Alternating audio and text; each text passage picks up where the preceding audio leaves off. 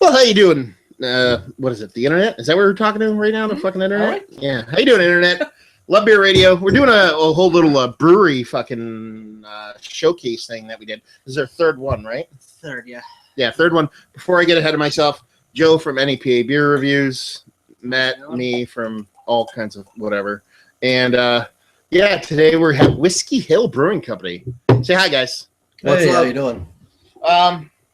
So yeah, we're gonna talk to these guys about their beer. We're gonna drink some of their beer and talk about beer and shit like that, right, Joe? Yep. Come on, be in the moment, man. All right, I'm pouring the beer. Not pay attention. Half the leftover beer for yourself, and then it's flat. Go fuck yourself. Anyway, so Whiskey Hill Brewing Company, Joe, you talk about this. You grab the reins here and talk about it because he's the one who made this happen. Even though I know fuck the Chris. So I. This is my official description. So I reached out to you guys. I don't know, about a month ago, roughly. Let me scoot in so I can actually get heard on the microphone, Or just enunciate. Shut up. Yes. But anyway, I reached out to you guys to see if you'd be interested. And the one thing that Rob really wanted to stress multiple times, and I said it wouldn't be a problem, is that you guys are not licensed currently to sell beer. No, that's correct. So, like I said, not a problem. Still wanted to talk to you guys anyway. And here we are. So, first off, I asked Chris this yesterday, but I'll ask it again.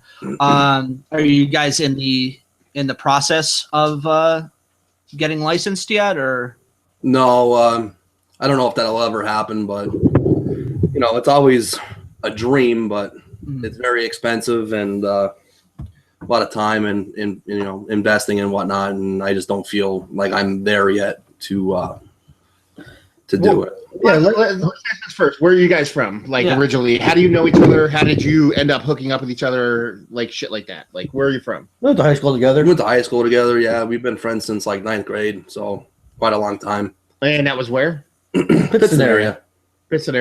Okay, and then you guys high school hanging out and shit like that. Where did beer come into play? Now, I mean, I'm not talking about the MGD you drank after football. I'm talking about like when you guys like started like fucking with beer, brewing beers, doing that. Where's the catalyst for that? Like, where did that come from?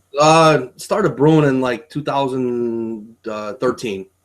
Okay. 2012? 2012-ish.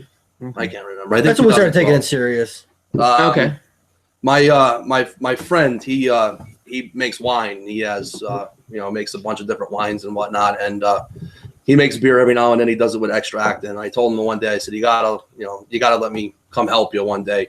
And I did it once, and I was hooked. Started doing research on YouTube, internet, everything. Went right out and said, I'm not going to do a kit. I'm not going to do extract. I'm going to do all grain. Whether it was a good decision or not, I figured I'm jumping in. We still don't know. Full force. No, that's a good decision. Yeah, but, I would second that. I went out, got the cooler, made the mash tun. Bought the burner and like a boil kit, turkey fryer kits. Yeah. To boil in, and bought a 5-gallon mash tun and 5-gallon hot liquor tank, and put all that stuff together, and just kept expanding. Right now, we could probably brew about 15 gallons. I have a 22-gallon brew pot, and then 2 half-barrel kegs, one for hot liquor and one for mash. I had pumps and stuff. Built the system. Cut the kegs myself. Put all the hoses and whatnot. I liked building everything instead of buying something from more beer or whatnot, and like that aspect of it. I'm putting together recipes, put together the equipment. I like that part of it. Building everything. Yeah, it's half the fun. Yeah. Go ahead. I was gonna say the big thing with the licensing question Joe asked was, honestly, we don't think our beer's there yet, and if you just make a couple decent beers and then plunge all your money into it, you're going to fail eventually. You really have to have the product to back up any advertising or brand building that you do. And right now, we think our beer is good, but it's probably not there yet. So we're still trying to dial it. Honestly, that's probably one of the biggest positives for you guys, and faults for a lot of people, is that they just don't have any kind of like basis on where their shit is, and they think their shit don't stink. Not that people don't make great beer, but they just go so far ahead of themselves and try to get too big too fast, and then they just don't do the whole checks and balances shit, and then be like, okay, you know, we've walked now, let's run, instead of let's run before we know how to walk. Right. Yeah. Over the last 3 years, everything we brewed, we just gave away, and, you know, keep trying to hone the recipes in further, you know, reconfiguring them, adjusting things and making them again. And, you know, eventually they'll get there, but, you know, they're not there yet. What was your, let's get out of the way, like beer wise, like what got you guys into beer? Like, is there a specific beer that you're like, okay, this is the shit I want to drink, or this is the shit I want to make? Like, is there some specific kind of beer that you're just like all about, or is it more just like you're just into beer and you just make everything? I used to be like a complete malt head. I didn't like hops, didn't like, you know, my buddy kind of got me into the European scene. He was big into German and Belgian style beers. So a lot of malt forward stuff, and, you know, came from drinking Budweiser, you know, lager, and, you know, everybody I hung out with, that's, you know, case of beer on the back of a quad and, you know, hanging out all day. Which is still a good fucking thing to do. It was. Still not too good for you, by the way. No, but getting into like the European style beers, I got into it later. Chris actually got into craft beer before me. He got me pretty much into the start of it. I mean, I was buying stuff here and there, but for the most part, you know, it was getting those Paulaner, Hefeweiss, and Oktoberfests, and, you know, Doppelbox and whatnot. And my first Sammy Klaus, drinking it with Dago Red, was not a good idea. No, it was one of the best ideas ever. Let's put it that way. But yeah, getting into that's like chasing crack with heroin, man. Oh yeah, it was quite an event. But yeah, you know, now I can't get past an IPA. I don't want to drink. The malt forward beers now, I kind of faded away. I'll still drink them, but I'm a hophead like crazy. It's like a complete 180 turn. And I'm the exact opposite. The darker, the better. Yeah. Yeah, I mean, it's an interesting way to go, because a lot of people come through nowadays, you know what I mean, come through the IPA door and then end up slowly creeping towards like malts. Although brewers, there's definitely a love for hops with brewers specifically. Yeah. You know what I mean? Fall in love with specific hops, but yeah. Well, I think hops hide a lot of mistakes, so people tend to gravitate toward those when they're making beer. That's exactly what the guy from Northern Brewer said today. Yeah. Now let's so now you, Chris, you're more on the dark side, and you're on the hop side or light side. I'm on both. Star Wars jokes? On both. Yeah, I was trying to make some kind of Star Wars jokes.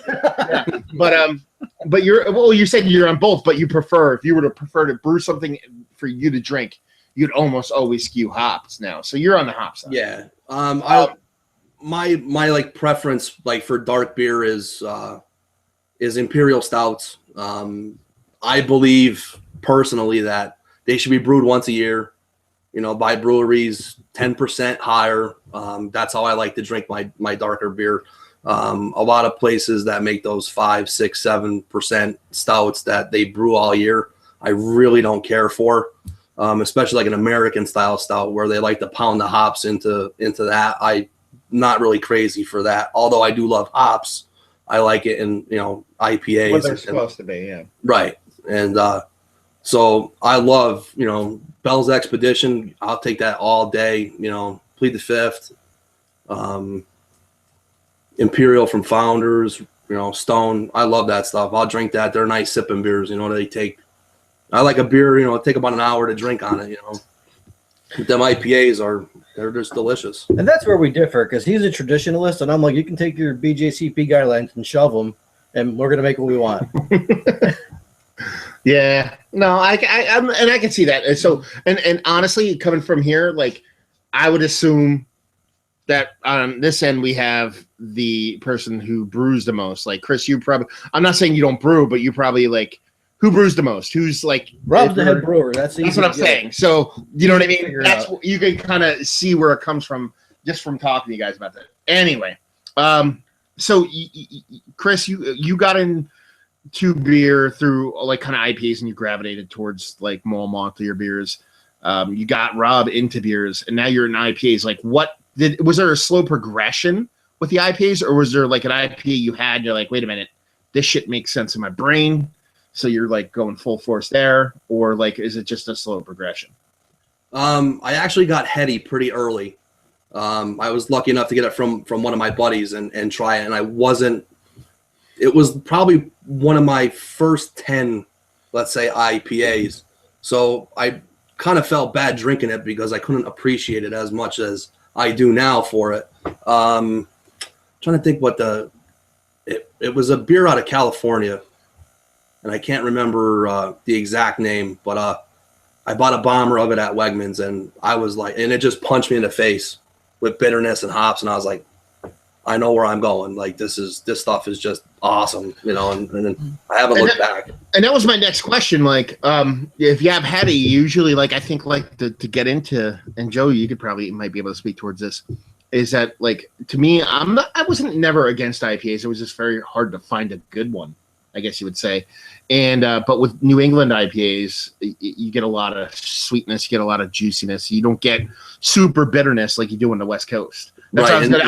I was gonna be like, is that your favorite kind? But you're saying right now you like the uber bitterness of your West Coast IPAs. That was like my first one. I liked it, but now an overly bitter IPA, like palate wrecker, I'll drink it, but it's way too bitter. I'm more now into the juicier IPAs, like the flavor of it. I don't want to hit that bitterness and it linger, you know, all the way through.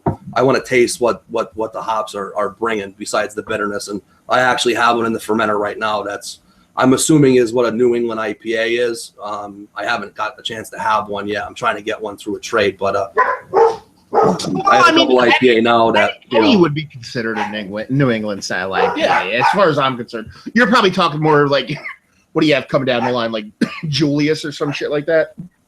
Anything. I try to get anything from Treehouse through like Beer Advocate. The stuff that they have canned right now, I really didn't care what it was, just to get something to try it, because I haven't had anything from like Mass or anything like that. I was in Vermont this summer. Was lucky enough to score a case of Heady, Sip, and Second Fiddle each. It was Second Fiddle. Was it the Second Fiddle? Fiddlehead Second Fiddle. Yeah, I mean that's you're in the wheelhouse there with the fucking New England shit. I mean that's what it is. I mean Treehouse is like a little bit more juiciness and shit like that, but it's in the same fucking ballpark. Yeah, and like what I have in there right now, it's there was a little bit of hops that was put into the boil, and I did a massive like hour whirlpool at different temperatures with 9 ounces of other hops. What kind in there to extract all the flavor? What kind of hops? Simcoe, Citra, Mosaic, and Centennial. Heavy hitters. Yeah. No, that's awesome. Right now you're pulling a lot of the Citra out of there. That was like the main guy. Is that your first kind of stab at like that kind of beer?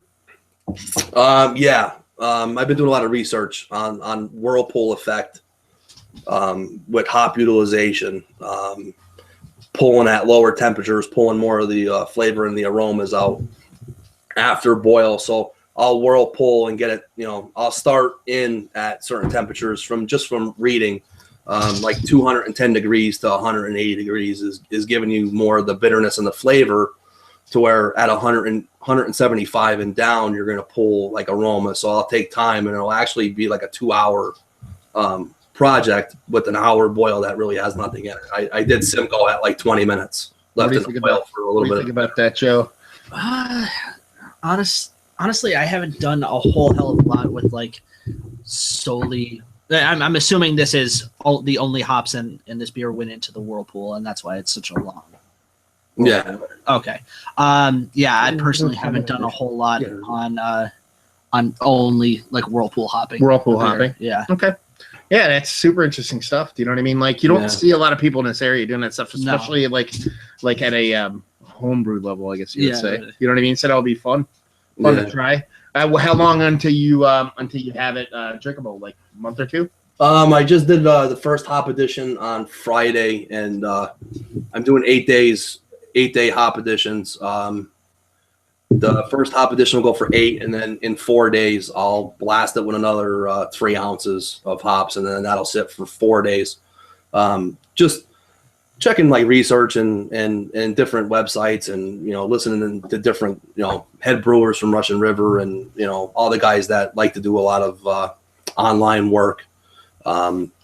They recommend like hop bursts and whatnot. Like in 3 days, they're saying that's like the most utilization in a dry hop. Not anything over 10 is too much. And I mean, you're hearing different variants from different guys.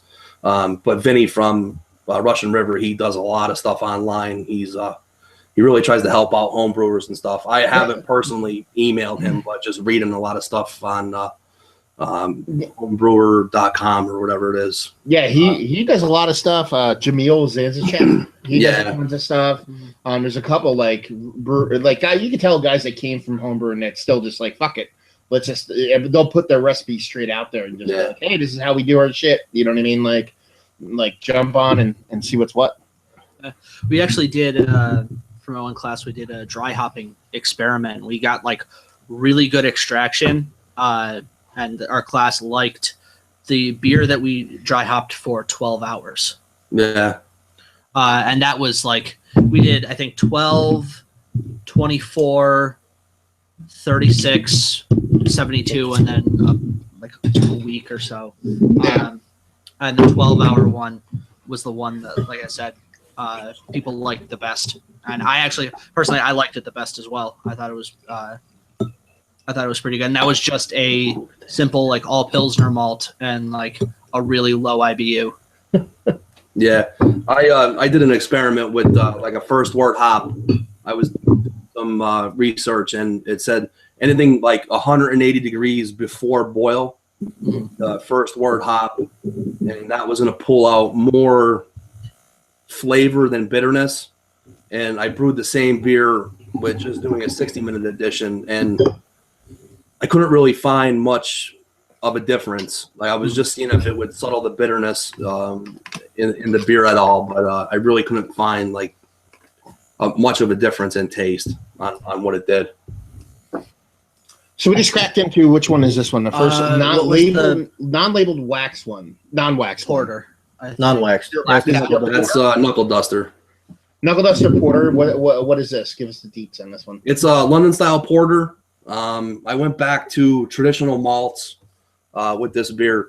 Back in the day, they predominantly used brown malt in porters. Basically, the whole beer was brown malt. So you're going to get roasted, burnt sugar. It's not really like a new world style porter. It's an old world style porter. Somewhere between a porter and export stout kind of vibe. Yeah. But the burnt notes are intentional. Yeah, like a lot of roasty toastiness, like coffee. That's a lot from the brown malt. There's a lot of brown malt in the beer. Yeah, and then was this? This is one. How long ago did you make this? Let's see. I got We've made it a few times already. I got all my notes. I don't have a date. October. I brewed it somewhere in October. Okay. Right, and you have this, and then we have two. We have 2 of your stouts. Are they the 2 stouts that we have? There's one, a 15 and a 14. Yeah, that's a. Are they the same base? They're different. Well, they're the same base beer, just aged differently. No, I changed like the recipe a little bit. A little bit. Okay, so you tweaked it. I'm still tweaking it. I think I changed about 25 times already. And then you have this. You have the base. You have this porter. You have that stout, which you've tweaked, but it's similar beer. You just tweak the recipe a bit. How many other beers do you have like that you make regularly, or is there a constant rotation? You have a couple that you always make, and then maybe a couple you just like. You're always fiddling with one thing, but making another. Like, well, here's the first thing to understand. He's always fiddling with everything because he's never happy with the beer. Which is how you should be. Yeah, that's you know what I mean. Like, yeah. once you make a beer and you're like, it's perfect, then you should fucking quit. No, I told Joe at Sabs, I'm like, no matter if everybody loves it, Rob still doesn't like it enough to warrant, making it in that quantity. I won't bat an eye at dumping a whole keg. Let's put it that way. What do you think? Do you have an issue, a singular issue that you have? Is there something you feel like you're not doing correctly, like one aspect, or is it just like it doesn't come out the way you want it, or you're just not nailing a specific aspect of the beer? I'm just never happy. Well, you know what it is? Liking craft beer, we drink a lot of really good beer, so he's comparing our beer to the best that's out there. And, it's never going to happen that way. Like, maybe one day, but we're not going to put out an APA that's comparable with, Heady or Pliny. Stuff like that is hard to achieve. So he's holding us to a really high standard, which is hard to do, but also really good because it's making us take it slow in the process and keeping us in check. True. So, like now, I just got into water profiling. Just started getting into soft additions and whatnot. And the Knuckle Duster there is actually the third beer that I did with the salt additions.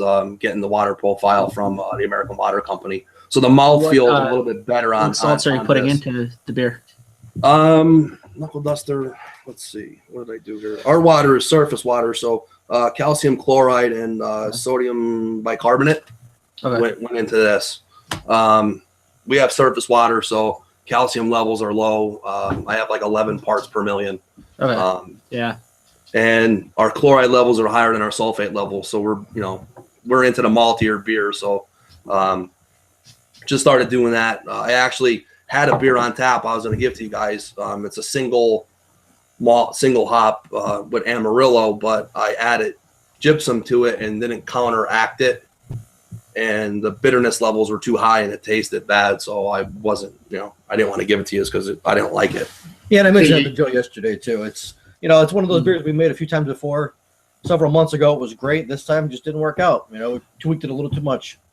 No, hey, you don't know where. I mean, you don't know where you're going to be unless you keep fiddling with shit. You know what I mean? So it's not like you stick to the same thing. If you do the same thing over and over, and you expect your beer to get better, that's retarded because there's no way it's going to get better. So you have to tweak.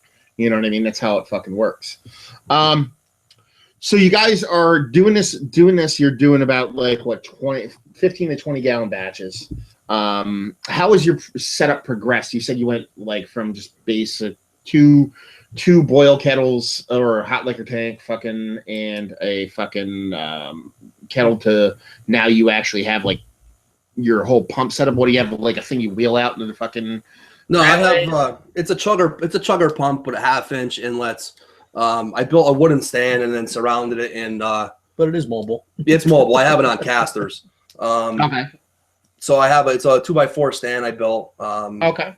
It's a 2-tier. I have the hot liquor tank on gravity, and then the mash and the boil kettle they're on the same level. I have 2 pumps, but I only run one because I bought a March pump and I paid way too much money for it, and it sucks.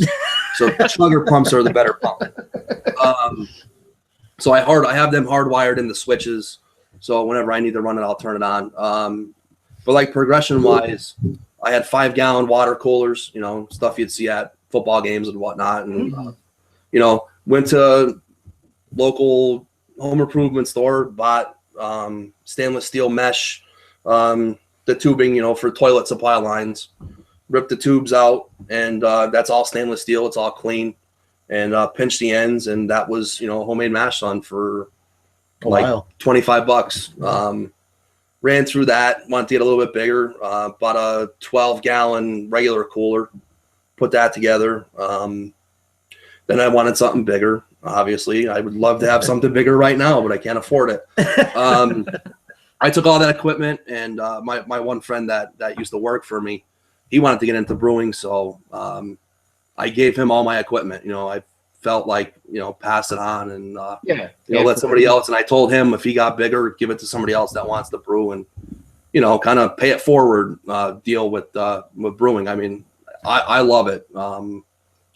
I'll work on a recipe for like 5, 6, 7 hours, trying to figure everything out and whatnot, write it all down and just really enjoy it. So now I have, the 15-gallon setup. I brew 6 gallons at a clip right now because they're test batches. They're test batches. Yeah. And I bought a conical fermenter and it holds 7. So, that's kind of where I'm limited at. So I have a temperature control system in it now. So I'm just, sticking with the 5 or 6 gallon batches. And how do you do fermentation? Do you typically just do like you do secondary fermentation? Like, what do you do? Like, I'll make a starter. I have stir plates. So we'll make a yeast starter depending on, I use brewersfriend.com. So depending on, what size starter, 1500 milliliter, 2000 milliliter starter, whatever the amount of yeast I'll need. And then I just got into oxygen. So now I'm infusing oxygen with a diffusion stone. And then we'll do primary fermentation. And then depending on what style of beer, like Knuckle Duster, I don't really do a secondary. Yeah. I'll put it into the keg. I'll cold crash it so I get the yeast out as much as possible. And then I'll put it in a keg and let it sit for a couple days, in the refrigerator, and then I'll start carbing it. Now, have you done anything with like repitching your yeast, or have you tried any of that yet? Or not really. I don't really brew that close together. This year I did. I actually, off of the double IPA that I have in there now, I just I pulled some yeast off. I'm going to try to build it back up. I switched to dry English ale yeast to pull a little bit of the fruity flavors out with the yeast. So I'm going to try to use that for a barley wine and an imperial stout. So I'm going to see if I can culture those yeast up and do small, like 250 milliliter starters to see if they'll take, see what it tastes like. Do you have like a comfort zone ABV wise, or you just don't care? You sometimes shoot for the moon, or sometimes you're smaller. Is there like a number you typically stick with? If I could brew like a 25% alcohol beer, I would. Like I mean, that's this guy right here. I'm running like right now. I got the I want to make a still, but but no, like I appreciate all different ABVs of beers. Like a 3% Berliner Weiss that tastes good. It doesn't really matter to me. As long as it tastes good. I mean, it kind of depends on what kind of mood I'm in. There might be a day where I'll go to the beverage and buy a case of Lager Light because I want to just drink. And there's a day where I might want to just do a Bourbon County and sip on that for an hour and a half. But we've ranged from like 4.5, 5 up to 13. Yeah. The Screamer for this year is 12.6, and that got bumped up with some sugar additions and some info from the brewery's brewmaster that I found online about not going into high of gravity to hurt the yeast. And then Screamer is a 2-part yeast. There's actually 2 different strains in it. There's a main strain, and then I put a secondary strain in when I start putting in the sugar additions. So just to beef it up. Yeah, well, it changes the profile. It changes it a little bit. It comes a little bit more like phenol alcohol a little bit. I added bourbon yeast in as a secondary yeast. What the? I don't care. We're supposed to tell anybody. That's all right. I don't like it anymore. Change it. That's a secret. It's out there. Internet. There you go. But I tried to mess around with it on the first one in 2014 to see how well it would play with adding the oak chips and like soaked in bourbon to see if it would like kind of meld together a little bit better. It was just something different to try. Screamer in 2014 came out about 10%. And then I wanted to beef it up a little bit this year's. Like push him that way. I can't like. My dog's behind Joe. Anyway, hey, there we go. Put the headset on the dog and let's go. He doesn't have much to say. So like you've obviously got your shit together as far as your setup. You like what you have. Well, you want more. Say this with a grain of salt. Obviously, you want more of everything, as everybody does. But you have what you have. Like, money aside, what's the biggest issue you have with like brewing, or money and time? Like, obviously you wish you didn't have to work and you could just brew, and you wish you had enough money to where you could buy whatever you want. Like, those 2 things out of the picture, what annoys you the most brewing right now? Like, is it just like not getting your shit down pat? Is it getting the shit you need, like a grain or hop wise? Like, what's the thing that pisses you off the most or annoys you the most? Probably just like recipe control and just finding the right recipe. Like Knuckle Duster that you have there, that was like a first time recipe. He's fine now. He's not I think it hit the mark a little bit for me. I liked it, and I really, that's probably the only recipe I have never changed is Knuckle Duster. Every other beer I've tweaked, but for me, I enjoy the beer. I just feel like it brings back like early 1900s or late 1800s on how they were brewing, back in London. Like it's totally, for me, it's different than, what porters are out there now.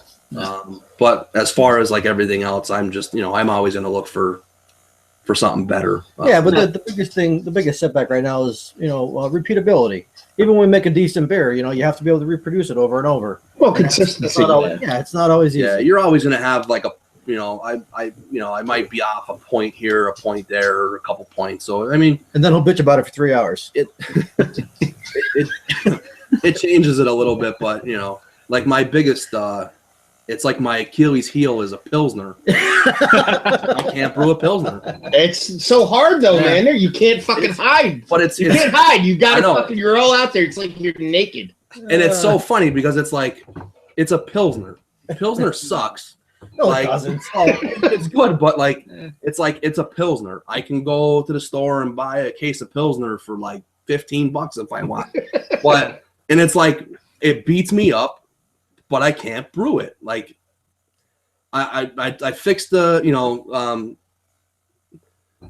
like different rests, and I have a keezer down in my garage that I have so I can lager, and I just tried so many different damn recipes. But clarifying now with the water profiling, I know why I wasn't able to brew a good German Pilsner, because our water is malty. So now I might. Malt beers, yeah. It's built for more of a malt-based beer than a German Pils needs to be a little bit hoppier. So now I'm like, I found this new hop that's supposed to have mandarin orange hints in it, and it's from Germany.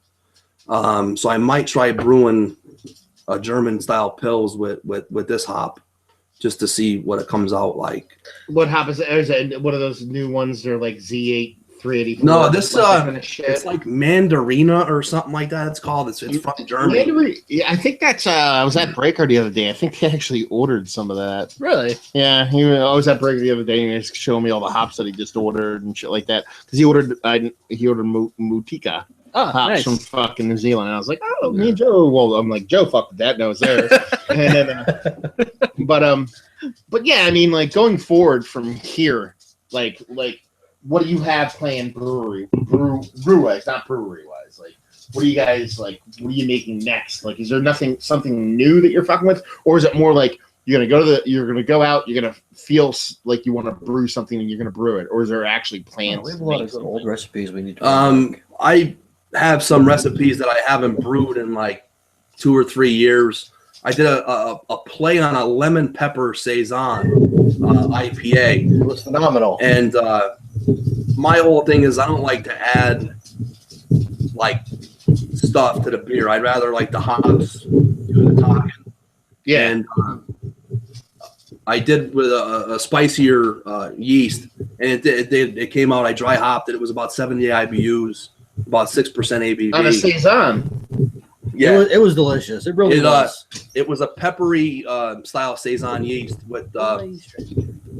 It was actually a dry yeast strain. I picked up at Plaza Beverage. I was looking for more of a spicier. Plaza has fucking yeast. Oh, they have a really nice setup for home brewing. Really? Yeah, they actually. I buy 50-pound sacks of grain out of there. They actually have a nice setup in the back. Those are 2 different years. Yeah, that's why I'm doing it right now. Yeah, just making sure. I figured I'd do the 2 different side by side to see. Yeah. The 2015, I might have undercarbed it a little bit, so. And it may have been on the wood too long. We don't know. So these you made basically the same, except you tweaked the recipe slightly. Yeah, the 2014, I really don't remember brewing all that much. Yeah, we had a bottle share that day. Yeah, so So by the end of the brewing session, things happen. But the 2014 was oak cubes, medium toasted oak cubes with Heaven Hill whiskey, and this year's was Elijah Craig 12-year. Did I forget which one I poured already. I think I poured that one. Knock yourself out, brother. Fuck. You're supposed to pay attention. I know, I am. Well, I'm sorry. I think Joe poured the dark one already. You just look at the bottle and see how much is in it, Yeah. dude. That's how it works. Fuck it. Anyway, They both smell the same. I don't know. so when's the last time you cracked one of the old ones? This is the old one, I believe. Probably in April. Yeah, April.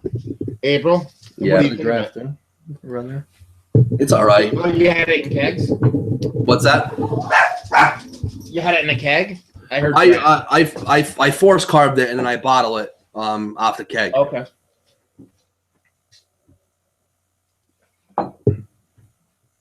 The 2014 I entered into the Crystal Lederhosen that year, and I really didn't pay attention. I threw the carb droplets in it because I needed it to bottle it. I bottled it actually off of the secondary fermenter just to get it in the competition, and there was no yeast left, so it never carbed. But it scored a 32. It scored a 32.5, which not carved is not bad. Yeah. Knuckle duster I had in there, and it scored a 38.5. So Average Not too for bad. Now, do you guys screw with any like homebrew clubs or anything like that, or you just kind of stick to yourself and just do your own thing? I work second shift like pretty much all my life, so I was never able to get into that stuff. Yeah. And like Whiskey Hill, where does the name come from? I'm actually curious of that. it's a good story. I live on top of like basically coal mines. Part of my I live on a hill, and I got this from an old timer, that lives by me. I don't know if it's true or not, but that's where the section where I live is called Whiskey Hill. They said back in the day after the mines were done, people used to have a sub basement, and they would distill spirits down there for consumption and sale. So it was called Whiskey Hill, and my wife's like, "You need to just name your brewery Whiskey Hill." And I said, "That's a good idea." He's a traditionalist. I told you. So when would, if you were to ever just potentially start a distillery, which would never happen, but hypothetically, Yeah, 'cause it's way too much money. And totally. No, it's not. Every guy I know who has a cabin in the woods has a distillery. Okay, Well, that's where I want to do it, in the woods. I got a couple nice fresh spring creeks where I hunt. Well, that's like that. I have a couple friends that have like they have like hunting cabins, like hunting clubs they belong to, but not like fancy hoity-toity shit. Like they have like a bunch of guys bought a plot of land 30 years ago and like handed down. And like my one buddy just has his distillery in it. And so he just goes up there and just makes booze all the time. He's like, you want it? I mean, it's not with the brewing equipment. You can totally do it with like a quarter barrel and a couple tri-clamps and some copper tubing. Like you can totally build one. Yes, it's very doable. If you're boiling the mash, like if you're boiling like the the wash off the mash, you can kind of do it. Don't worry about it. If it happens, plans drawn up, and hypothetically, if you ever tried to, you could potentially might be able to do it. I don't want to, no ATF come to my house. Please don't come to my house. I don't have one. We would cut you guys in. We like you guys. How was on a personal note? How was the party on Friday, Chris? Did you get shitty? It was pretty good. I brought a lot of great beer that nobody appreciated except for me. No, I wanted to go, but Mandy was working, and I was like, "Fuck!" And I was not coming by. I had some good stuff too. Yeah, I did too. But I brought most of it home because nobody liked it. What'd you bring? I brought that new Stone Sierra Nevada Cold Lab, the NXS. No, okay. Rob hated, but I brought it here. Well, Stone sucks, yeah. The Tiny Beautiful Something from Maine. That's nice. Nobody was interested. I brought it home.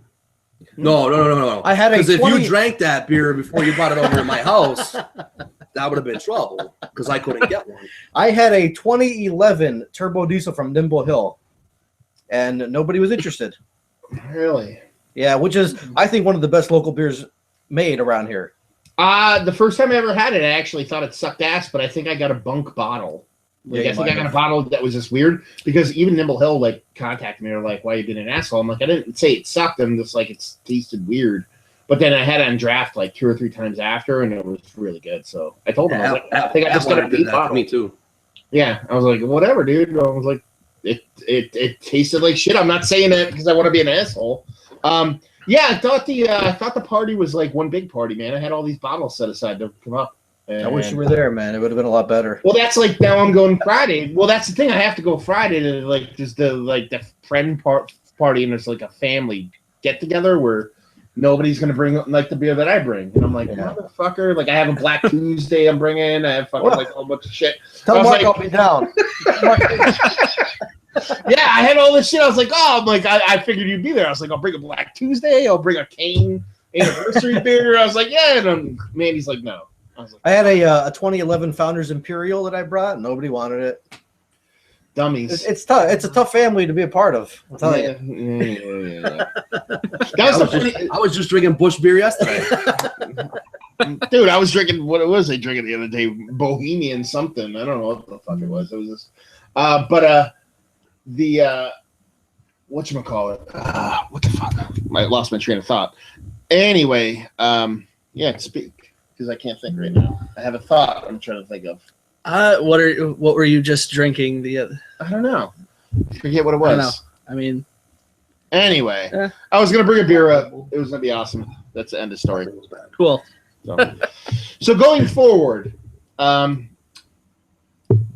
you said, you guys are just chugging along, doing your thing, trying to nail some beers down. If people want to actually like find you guys, like in let's say like you say you brew beers and you just give it away, obviously you know what I mean, you're not going to give it away to anybody to ask, but if someone wanted to be like, hey man, I wanted to try a Whiskey Hill beer, could they reach out and be like, hey man, I'd like to try this or try that? Is there some way they'd be able to procure some, or is it more like you got to be in the inside? No, we give it away to people that are knowledgeable in beer, that are in the craft community, that can give us pertinent feedback. We don't want somebody who says, I don't like stouts, but could I have one? You know what I mean? Like stuff like that. So we have Facebook, Twitter. Yeah, Facebook. We're on. That's basically what I'm saying. Tell people your shit, motherfuckers. Whiskey Hill, Facebook, Twitter, Instagram on tap, pretty much. Yeah, we're everywhere. Yeah, we're omnipresent. Okay. What's the worst beer you ever made? Pilsner. Well, no. How many times? Listen, the bane of his existence are 2 words: chill haze. That's it. That's the end of it. Yeah, it's the chill haze on it. I think I might have that down though, but I don't have a filter. I can filter the beer and taste-wise, that's not the worst beer we've ever made. Yeah, it's terrible. I dumped it. Yeah. I dumped the whole keg. It's really not that bad. Yeah, that's my worst beer I've ever made. And you know what? Everybody. No. Listen to this Polish ingenuity. All right.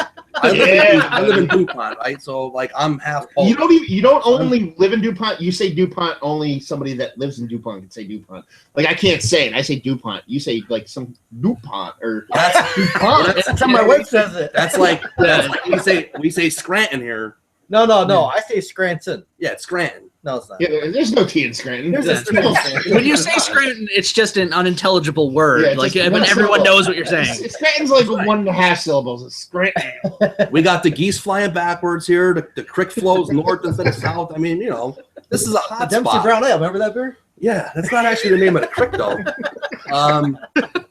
But no, Polish ingenuity in my house. My house is like probably like from 1908. It's an old house. I have a water line, running through the ground to the garage where we brew. I filter it, people. I filter it, carbon filter.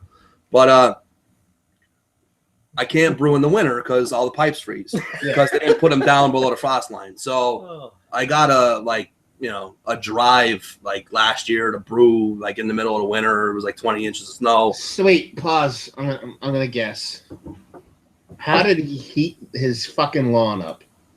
That's what I'm trying to think of right now. I'm trying to think of how you heated your lawn. We had like 10 No, it's better. I took 100 feet of hose from my sink in the basement, and I ran hot water so it would help, right? So what does hot water do in rubber hose? it leaches Resins. the flavor off of the hose, right? So you got rubber hose beer. Oh yeah. Oh, So awesome. I blew a big double IPA. I'm like, yeah, this is gonna be great. And you know, I start tasting it in fermentation. I'm like, this tastes like plastic. Like it tastes horrible. And then I put it in a keg, and I'm like, I took one sip off of the keg, and it went right in the sink.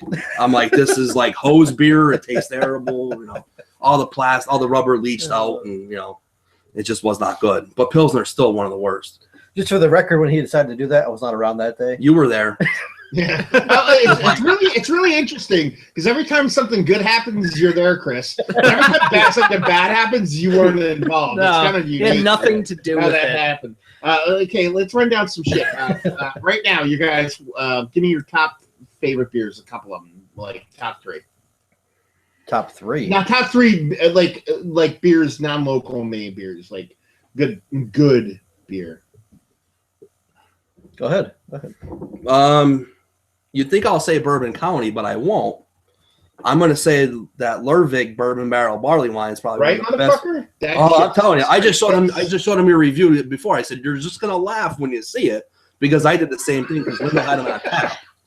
Yeah. And I was like, this beer is ridiculous because he told me about it and I didn't buy it. That I own a few of them. That fucking when I went to, and this is how that went down. I went to Sabs and I was walking around with Lido and I'm like, what do you have? And he took me in the back and he's showing me shit. He's like, yeah, we just got this case of this beer from fucking blah blah blah. And I pulled it out and I bought it just based on this label. It just had a star on it. I was like, that looks cool. Like before he put it out, and I drank it, and when I drank it, I texted him. I was like, fuck me and my fucking stupid ass. You know what I mean? I'm like, that shit's fucking amazing. And then, like, immediately, it just fucking, it's the best beer, one of the best beers ever. Anyway, go ahead.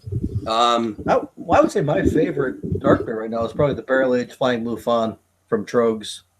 That's kind of cheating, though, because that's like super rare shit. That's like saying, oh, I love, like. Okay, well, like 1050 from Oscar Blues. Okay. Not that it's cheating, but I mean, like, someone could go out and get the Levering right now. They can go to the Savs, but Flying Mouflon, like, I had one. Like I bought a case. So did I, but I only have one left. I still have 7. No, I like accessibility wise, I would say actually, probably 1050. Well, I bought some for friends and shit. I gave how many? Do you have any left? You have a couple left, right? I think I have one left. One left? Yeah. I bought a case, but it was more like people were supposed to get 8, but they only got 4 because once I drank it, I'm like, no, you're not. You're not deserving of this. We got lucky that day. We were down there having some. We were actually having like a beast feast because I think we spent about $150 on food down there because their food's ridiculous. But this one's checking on tap. The nearbys, they're drinking CBS at like another Brass Rail Saloon Brass Rail, like 3 miles away. I remember that. See, the day that actually happened, like I was getting into my car, like literally, like I'm putting my clothes on. I'm leaving my house. I'm walking out, and I'm going to. I was going to Stockertown Beverage just to pick up because they had a case of a brewery called Duda CL. They had a case of their Equinox de Pretemps. It's like a maple syrup, fucking wee heavy. And I was like, I love that beer. And I was like, okay, you have a case. I'm gonna get it. I'm literally walking at my door. And my buddy Chucky's like, Flying Mouflon Barrel Age released right now at Trogs. And I brought up my map. I'm like, well, it takes me an hour and a half to get to fucking Stockertown. But if I go to Trogs, it's an hour and a half, but then it's an hour and a half to Stockertown, so I'm saving time, really. It just makes sense. I'm like, fuck it, I'm going. And I just drove down there, and I'm like, they're like, and the worst part was they sold it per bottle, which I guess is their deal now. Up until then, I think you could buy cases, but when I bought it, it was like, okay, what was it, 14 a bottle or 12 a bottle or 12, I think it was 12, yeah. It was like, no, like, I was like, yeah, can I have a case? What's the price? And they're like, 12 a bottle. And I was like, yeah. There was no. It would have been nice if there was like a 10% discount because or something. I put the case on the counter and the lady just kind of like she looked at me real weird and I'm like, yeah, I can afford that. It was funny though because we checked the nearby on Untapped. The Brass Rail had CBS. We drove down there. The guy's like, well, if you're not part of our club, you have to buy like 3 samplers to get the CBS. I'm like, dude, I'll buy the whole goddamn bar to give me CBS right now.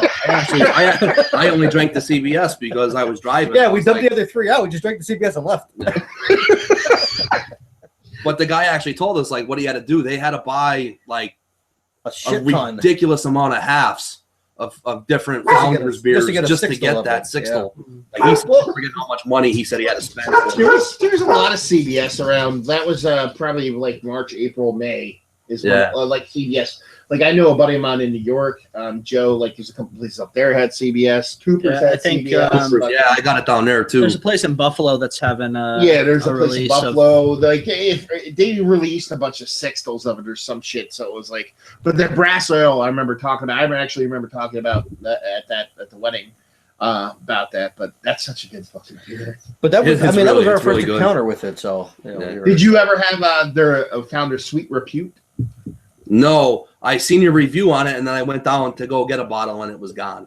That's well, that's no. See, that's the problem. That's the fucking problem is because there was like 2 cases on the shelf at Sam's for like 3 months. Yeah, and then I did the review, but at the same time I did the review, I drank a bottle with Nick from Sabs. Yeah. And then, like, the same day I posted a review, and then a week later it all gone. I was like, you fucking assholes. It's like a catch-22. It's like, you don't want to tell people. You, like, drink something really good. You just like, should I even talk about it? Like, I don't want to talk about it because I want to. You should go down and buy yourself something before you post your review. Yeah, it should be like buy it all and then post a review. That's what I'm going to do right now. I'm just going to buy shitty beer and say it's the best beer ever. And be like, hey, guys, here's all the good review. Let's get 2 more out of each. We have a... Hey, I would say AleSmith Speedway. That's such a good beer. It's such a good beer. Even the base stout is just ridiculous. Even without all the variants, like the Vietnamese, like the regular base Speedway is ridiculous. It's so good. Like, and it ages so well. Yeah. Backwoods Bastard. Yes. Yes, I agree with that a lot because a lot of people go especially my dog. He totally agrees that. Like people go KBS, I prefer Backwoods over KBS, and that's just me though. And I don't really like a Scotch ale or like wee heavies. I'm really not crazy about it, but that bourbon barrel in there just makes it. I really could not care for like wee heavies or Scotches, but just with that bourbon barrel aging, I get a case of it every year. Like it's just. Wait, what were your first 2 beers? I don't remember. What was his first beer? His first beer was the Levereg barley wine. Yes. And he's the IPA guy, remember that. That's what I was going to say. I was going to make a joke. Fucker else staying bagging him on that one, asshole. Well, my last one would be Sip from Lawson. Sip really? I love that beer. And my third one, the beer that I can pretty much just chug is Dogfish Chicory Stout. That was one of the first beers I ever had. I love that beer. I don't know how they make it or what it is, but it is fucking delicious. I probably haven't had it in 15 years, but that was like when I went to I had my first beer about a little less than 20 years ago. Came back, and that was like one of the first good beers I had in the States. Because I went to Canada, my first good beer was Unibrew Maw Deep. That was what I had like in 1998. I think was when I went to Canada. I was like, holy fuck, what is this shit? We were there too. And I was like, oh my God, I'm like, this shit is fantastic. I came back and I was like the first beer outside of that because that's all I drank for about 2 weeks straight. And I was like, let me give this chicory stout a whirl. And it was fucking, it was good. And that's one of my favorite, craft drinker, daily drinkers. That's good stuff. Okay, let's get a beer from each of you that you fucking hate that exists on the earth. Oh, I know mine because they don't like me anymore. Atwater Shaman Porter, that bourbon barrel aged. Oh, that's horrible. Right? Because it's a waste of fucking time. It's a waste of my fucking time. Why would you barrel age a 6% porter? It makes no sense. Or what? Or how? No. See, this is what I had. This is my question because I reviewed it and it's a nice beer. It's fine. It's nice. But how the fuck do you barrel age something and not have it taste like it's been barrel aged? Like it's just. Yeah. I think I just wrote barrel aged on the box just to be like, it's barrel aged. Yeah, we barrel aged it. I think I gave it like a 2 on Untappd, and I told everybody to drink something else, and they like text me. They twittered me like the next day. They're like, "Oh, is there something wrong with it? We'll send you more." I'm like, beer sucks. "Yeah, I'm just not going to respond to you." But, no thanks. That one like always stands out the most. I just didn't, The beer I hated the most was the Voodoo Bacon Maple, Voodoo Donut Bacon Maple Ale. I like that beer. No, I hated it. I like that beer. Dude, it tasted like burnt pencil shavings. I like that beer. I thought it tasted like nothing. I thought it smelled really good and then tasted like nothing. I had that on draft. Well, see, I had it on the bottle, so I mean, a little variance. I had it in a bottle too, and I thought it was all right. But I had it on draft once, and I was like, "This just makes sense." It just tasted like a horrible version of Slinkerla. Oh, don't get me wrong. Like Rogue is like the equivalent of like a fucking like, you know, like they like you ever watch South Park and they have the underpants gnomes where they steal underpants and then they try to make money. Like Rogue is the underpants gnomes of beer. They make just shit beer and they just rape people of money. But like that one I could get down with. Like there's only a couple Rogue beers. Everything else outside of it is the worst shit ever in the history of mankind. The Sriracha Stout was the worst shit. I want to beat somebody over the head with that bottle, whoever made it. Yeah, that one I was okay with, the bacon maple one. Yeah. After that one, I didn't bother with any of the other. I keep buying it like an asshole. Like I'm like, oh, it's gonna be better. Not that one, but I keep buying like Rogue. Mm-hmm. I'm like, okay, let me. The peanut butter banana was okay because it doesn't taste like much. It was neutral. The lemon chiffon thing I did, it tasted like lemon pledge. I was like, what the fuck are you? We had that in class one day. We were just like in our one sensory class, we passed it around and I skipped out on it. I'm like, nope, I don't need to try this at all. And let's do now. Top 3 beers you guys are fucking freaking the fuck out over that you can't get. And you're really angry that you can't get. Main dinner. I want to try that a lot, but that's not going to happen anytime soon. Rare. We've had a lot of Well, yeah. You can go. You can get Rare. Just fly to fucking Chicago and you can get it right. Yeah. Okay. Top 3. That easy. Keep going. Top 3. Yeah. Cantillon. I'll tell you what. Hold on. No, there is one. There's this barrel-aged Cantillon under a Christmas sock at a local bottle shop. Honestly, Rob, you want a Cantillon right now? I'll tell you where to go buy one and at a reasonable price and no fucking effort. I know there's a place in Scranton you can get them. Yeah, there's a bar in Scranton. You walk in there and order one, and it's $20 for a bottle of Cantillon. And it's always been there, always. Like I have a Cantillon Creek in my fridge right now. Yeah, he got. Don't let him fool you. We've had a lot of really good. I've had Cantillons before, but I just watched like the video of them doing like. I was watching Brew Dogs and they were like in Cantillon and I'm like I gotta go there. Yeah. Yeah, when they did the Belgian episode where they did like 5 different breweries or something. That was the best episode they ever did because they didn't make any stupid beer. Yeah, they mixed they just mixed a 6-pack. That was actually really good. That's the best episode. It was the best episode they ever did. I don't want to see them like they did with Founders, like 30 feet below in a frozen lake. Like, take me to Cantillon, take me, a couple other places. I like that. It's not really something we forgot about either. It's stuff that we, recognize as being really good that we may have missed out on. No. Stuff like that. What else? Give me a couple more. We're trying to hunt down an old, like a 2012 or earlier Juliet. A double barrel Hunapu. Yeah, that. Yeah, that's a tough one because that's like super hipster. Or like the super rare stuff, like the Mexican cake variants, stuff like that. We were lucky enough to. I was going hardcore trading, and we got Mexican cake. I got a Hunapu, some apple brandy noir from Prairie.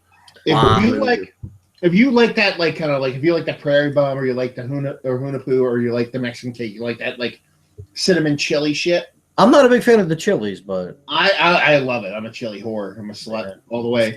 But Jackie O's Brewery from fucking. Oh, I got a bottle of their barrel aged dark apparition. It was phenomenal. Yeah. They make it's called, I believe the chili one is called Oro Negro. I think that's the one they make. That's like fucking the chili one. If not, that is it. Yeah, I think that sounds about right. Yeah, that's their like version of that. You know what I mean? Like version of that. Or did you guys Sab still have them? I mean, the price point sucks ass. But Lost Abbey Track 8. I drank it already. We love that. It was good. Yeah, that's like the same vibe. You know what I mean? Like, I actually think the loading dock up in Dunmore had it on tap. Yeah, they get crazy shit on tap up there every now and then. Yeah. I don't mind that place. It's all right. It's kind of synthetic. It feels like a TGI Fridays to me a little bit, but It really does. but it's like they get good beers. They do get good beer. Yeah. But like, I missed out on that Southern Chard, the old one, and then the a couple of years old, and then the Coffee Damon IPA from Stone a while back. Like stuff like that I missed out on that I'd like to try. I'm not crazy about them, but I'm interested. Yeah, you'd like to get them if you can. You know what I mean? Yeah. Kind of deal. Yeah. I don't know. What else you got, Joe? You got any questions? The back with the porter. Are you using any like chocolate malts in that, or like a darker malt, or is it just all brown malt? No, it's pale, brown, and then there's a little bit of chocolate in there. Yeah. Okay. So what did you guys think of that first one? I mean, honest feedback, really. I mean, The porter is I'd have to drink it again. We don't have any left because I'm There's already another into bottle. the stout. no, we gave you two. Yeah, there's another Oh, bottle. there's no. Yeah, light it up, man. There we go. Get back on the saddle with that one. Yeah.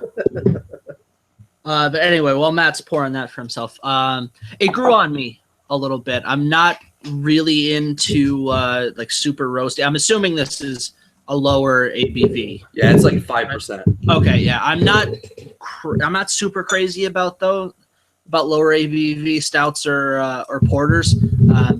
Personally, I think they get a little bit too roasty and a little too astringent for my taste. Right. But after a while, it did grow on me. Yeah. Yeah. And the really roasty astringent that's what we like. So that's kind of what we made. Yeah, I did it like I'm with you. Like anything like stout porter has to be high, like high ABV. Yeah. But I just did it to where I don't know what it was. I felt like I needed to do something like that was different, like that people weren't really brewing right now. That took it back to like 100 years ago, 150 years ago, whatever. However they were brewing, But I mean, back then. those burnt notes aren't that common these days in porters, but we really like that aspect of it. Yeah. Well, it was more common back then because a portion of your malt was burnt anyway. Right. From the kilning process, it was all burnt. So Yeah, and pretty much what he said. I'm going to go with that with a little bit different. It has a subtle astringency to it, and that smokiness almost borders lines. There's like a super subtle touch of like overly burnt kind of like matchsticky sulfurness to it. Yeah, you know what I mean? To where it's like that's I mean that is the astringency pretty much. It's very subtle though. It's like nitpicking shit. You know what I mean? Because you're talking about a 5 and change beer. You know what I mean? But it's got a really nice body to it. Nice flavor. Nice carbonation. Nice roast. It's just that roasted smokiness is just a little bit balance wise for me and myself, whoever the fuck I am. That's just a skosh higher than what I like it to be. And yeah, like it's definitely it's almost like somewhere between a smoked porter as opposed to just being a porter, like a Roche porter, like a subtle Roche porter. You know what I mean? That's how much smoke is in it. So it's somewhere outside that line of being a base porter. Right. And trying to submit that in a competition, you really struggle with the guidelines that they have out there because it's such a cross between so many different things. Especially in the new ones that they put out. Yeah, it breaks down so much stuff. Well, that's the thing with competitions too. Like sometimes, like you're entering like that's the thing that sucks. Like you're busting chops about the whole BJCP shit earlier. Like sometimes it's like that. The whole BJCP thing is just it serves a purpose. It's actually sometimes can be detrimental because it's. I definitely think it is now because if you look at just. It handcuffs creativity. Yeah, well, let's take just one category. Let's take like strong British beer. That's a category now. I think it was different before, and it encompasses old ale, barley wine, and wee heavy. And I think there's another one. So I think there's subcategories. I think A, B, C, and D. So you have all these different. You have different beers going in the same. Like you have an English style barley wine can be judged alongside of a wee heavy. Whereas I think before wee heavy was in its own category, and English barley wine and Old Ale were together. Well, not even just that. To me, it's more like, how do I put it? You, like, back in the day, and when I'm saying back in the day, I'm only talking, like, you know what I mean, like 10 years ago, people needed to be told what is what. Like, when you go to buy a beer, it'd be like, okay, this beer is a, a porter or a stout or a American IPA or a Rauch beer or whatever. Like, people actually almost, like, needed to be told what those are. Yeah. And you needed to have some kind of guideline that was like, okay, this is how this beer is supposed to be. But it's almost like similar to food. Let's do it with food. Like, okay, this is how a steak is supposed to be cooked, or just cook it this way, or this is how a lasagna is supposed to be made, or this is how chicken franchise or fucking whatever is supposed to be made. But now you have these people just making all this interesting stuff, food and beer, and going outside the fucking, you know what I mean? Like, the thought process of what's normal, and how should they be penalized because they're like, oh, I made a wee heavy, but it's got this and this going on. But it's a wee heavy. It has other notes other than what typically wee heavies have, and it's absolutely fucking fantastic. But it's gonna score 50 out of 100 because it's not the style. You know what I mean? It's like, fuck you and your stupid ass. Well, it's right. only Like, it's almost like it's good.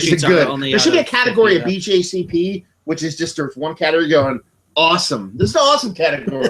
Right. Your beer net. Is it the awesomest out of all the awesome? That fucking wins. Like look at go back to light and dark. That's it. Look at light category, dark category. Look at Hill Farmstead, for instance. Like all their pails and their IPAs, can't even see through them. They would score horrible in BJCP because they're not clear enough. Yeah. Like they would but take they're delicious. But they're one of the better, breweries in the United States. But all their stuff tastes very similar. Yes, I mean they're really. I mean, it's almost like Hill Farmstead is like a. How do you put it? Hill Farmstead is the new face of. It's the old face of the new. It's they're one of the newer people that are doing the new thing. They're one of the old people that are doing the new thing. So it's not so much that they make something that's groundbreaking. They're just making something different that is really nice. It's not like they recreated the wheel, right? You know what I mean? They're just doing something interesting and fun, which is awesome. But at the same time, people shouldn't like treat them like they're fucking Mahatma Gandhi. You know what I mean? Like, you should fucking like. It's delicious. It's fantastic. I actually love their practice, and they're like, "Here's our beer. Buy it, go away, see you next time."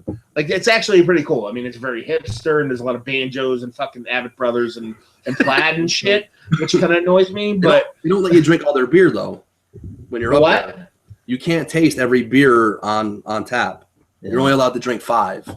I wouldn't want to though. I honestly, like, I've never been there, and I not that I say I wouldn't want to go there, but I'd probably have a nervous breakdown because I can't take it. Like, I'm an asshole. You know what I mean? So it's like I'd be standing there and just be like, how many? Like, it'd just be like, there's the old cartoon. With how many licks does it take to get to the center of the Tootsie Pop? I'd be like, how many punches does it take to break through a fucking handlebar mustache? You know what I mean? Like, it's just like, how many, I can't. There'd be at least 5 of those there. I can't contain myself. I'd just be like, I have to fucking choke. So it's like, but it's really good beer. Like, everything I've had. I actually started off on a shitty foot with Hill Farmstead in that the first 2 beers I had from them, they didn't suck, but they were nice. They're very nice. It was just like their base single IPA was, I think it was a Citra IPA. It was very nice. And then I had another one that was very nice. So I was like, okay, they make very nice beers, which is not that's not being an asshole. That's actually a very nice thing to do. Yeah. To say you make really nice beers. That's actually a compliment. But then I had a couple more of their beers, not huge beers. I've never had any of their like super coveted shit, but I've had a couple of their like, double Citra, and I've had like their George and like a couple of like nicer beers. And I was like, okay, I'm starting to get a little bit of seeing where it is now. So the first couple of beers I had were really nice, but it was like their super baseline shit. Yeah. So, and I shouldn't even say this online, or a whole 2 viewers. You guys, if you ever want fucking beer like that, there's a bar that you could drive to, and it only takes an hour to get there. And it's in New York. Yeah, Eddie's Roadhouse. Or no, I know about the Sissio's. Eddie's Roadhouse. Okay, it's in like literally when you're on 81, going into upstate New York, like you're past like Honesdale and all that shit. 81, right when you get to New York, you get off there. There's a place called Eddie's Roadhouse in Warwick, New York. And if they're listening, because I know Eddie listens to this and he listens to other stuff, he fucking seriously. He we didn't even know about him because he listens to the radio show and he watches this shit. And then we went to his place and he's like, he started saying that he listens to the shit. And he was ratting off stuff. We're like, oh my god, he actually fucking watches shit. But he has he has always on draft. Every time I've been there about 4 times over the past couple of months. Always other half, always Hill Farmstead, and always like Second Fiddle, always fucking. Wow. And it's only an hour from Scranton. Wow, road trip on 84, not going into like New York City. I'm talking like upstate New York, middle of nowhere. And there's a brewery probably about 20 minutes away from there called Rushing Duck, which is I've heard of it before. Yeah. Yeah, it's only like 20 minutes away, so it's a nice little loop. You go to Rushing Duck, you go to Eddie's Roadhouse, an awesome burger. Drink some fucking Hill Farmstead, some other half, and I'm back. It's a good little loop. Yeah. Yeah. Sounds pretty delicious. Joe's like, ha ha ha. I've been yelling at him to come with me. He just got back from fucking school, so. Not regular school either. The what? Yeah, I said not regular school either. Fucking school, apparently. It's fucking school. Yeah. It's courses, baby. So, yeah. So is Joe technically like Canadian now or no? Kinda. I was actually gonna end that with on your way back you can get some Tim Hortons because I'm pretty sure. I'm pretty sure you're gonna go through great brand shit. It's like listen, they arrested a goat in Tim Hortons. That's how Canadian Tim Hortons is. They actually arrested a goat. What happens in Canada about 6 months ago? Yeah, because he was loitering in the fucking lobby of Tim Hortons. I mean, I think Joe should have to end every sentence with A for the rest of the. What do you think, A? Well, and here's the thing: we have 3 of the viewers we have now. We probably all of them are Canadian. Canadian viewers. Probably all of them at this point are Canadian. Here's the thing: I'm going to make fun of them all right now. So it's not so much that Canadians more like A. It's more like how you told. It's how they talk. Yeah, it's not so much. It's the accent. It's like, oh, there. Hey, you got a beer over there, huh? What's that old boot? You know what I mean? Like, it's got some nice carbonation going on over there. Are you down to 0 now? Zero now? No, 2. No, actually, we have 3. Never mind. They're rising right now. It's a rebellion that's going on. Our experience with Canada is we were in an Irish pub for about 3 seconds, and he was almost in a fist fight. That wasn't me. Well, the guy we were with, 3 seconds. Canadians are the nicest people on the planet. I couldn't figure out how to he's change trying my to get money. in a fist fight with Was him it 3 French seconds. Canadian though? Was it like Quebec? It was like Kingston, Ontario. Kingston, Ontario. Right on the lake. Okay. Yeah.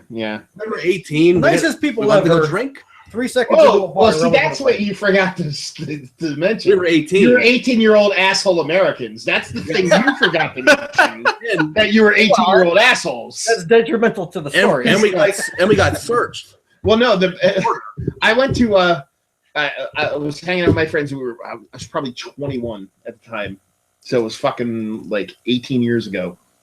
We drove to we were going to Montreal, or we were trying to go to Montreal, and it was me and 4 other people in the car. We're acting like assholes. We get to the border, we're like, blah, blah, blah, blah. And they're like, yeah, fuck you guys, you're not coming in. So this is pre 9/11, so pretty much you can go wherever you wanted at that point. And they're like, fuck you, go home. And I was driving. So I got flagged because of that. So cut back. I didn't go to Canada for the longest time, and I went back this past April, and went to a beer festival up there with a bunch of other people that did like beer reviews and shit like that. And I was going to Canada, and I pull up, and I'm like, yeah, I'm driving, and they're like, I give my license, and the guy goes, so Mr. Dapkins, why were you refused to come into Canada last time you came here?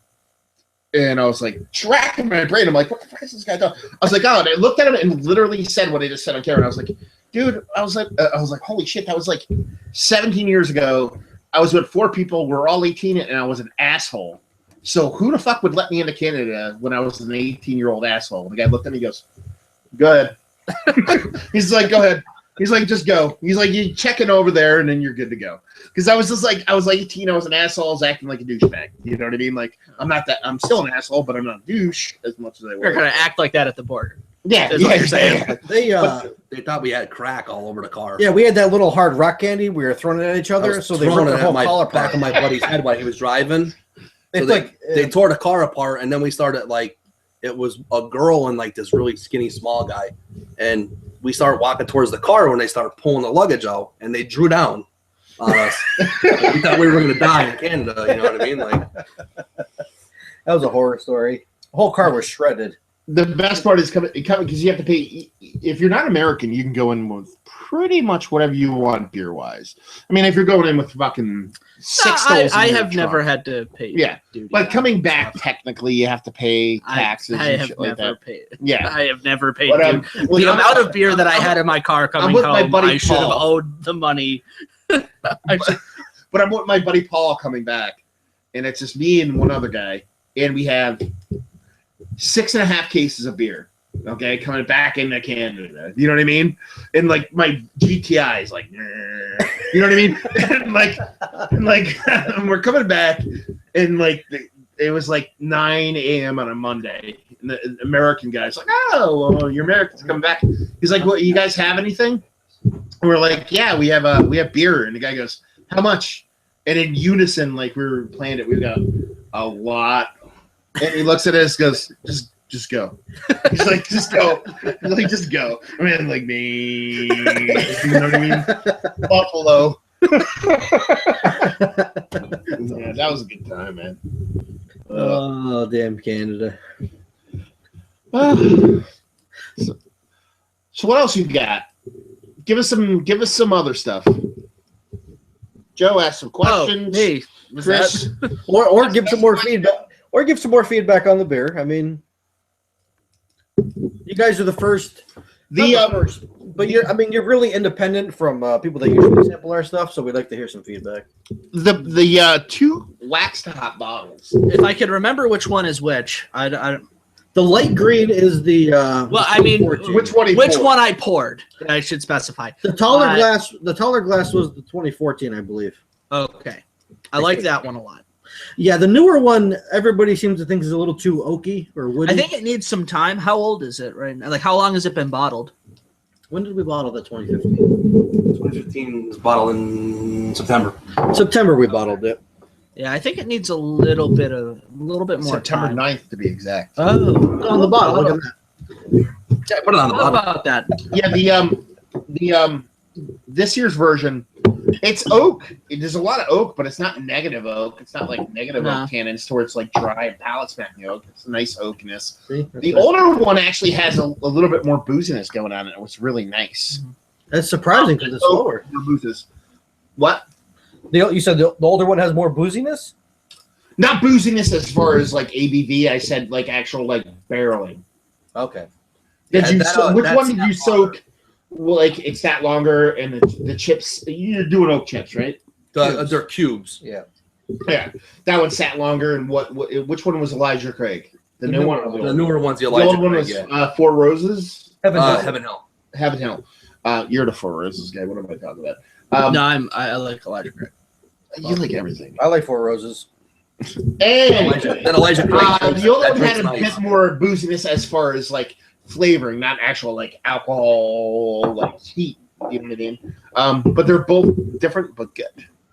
Actually, when I first tasted them, I thought the older one was the newer one. The newer one was the older one when I tasted them. But now tasting this one, because I didn't know either. I was just kind of playing along, like I don't know what I'm doing. But now that I have a glass, just I know exactly what the fuck I just poured. Yeah, I know which is which. They're both really nice. I'm trying to think.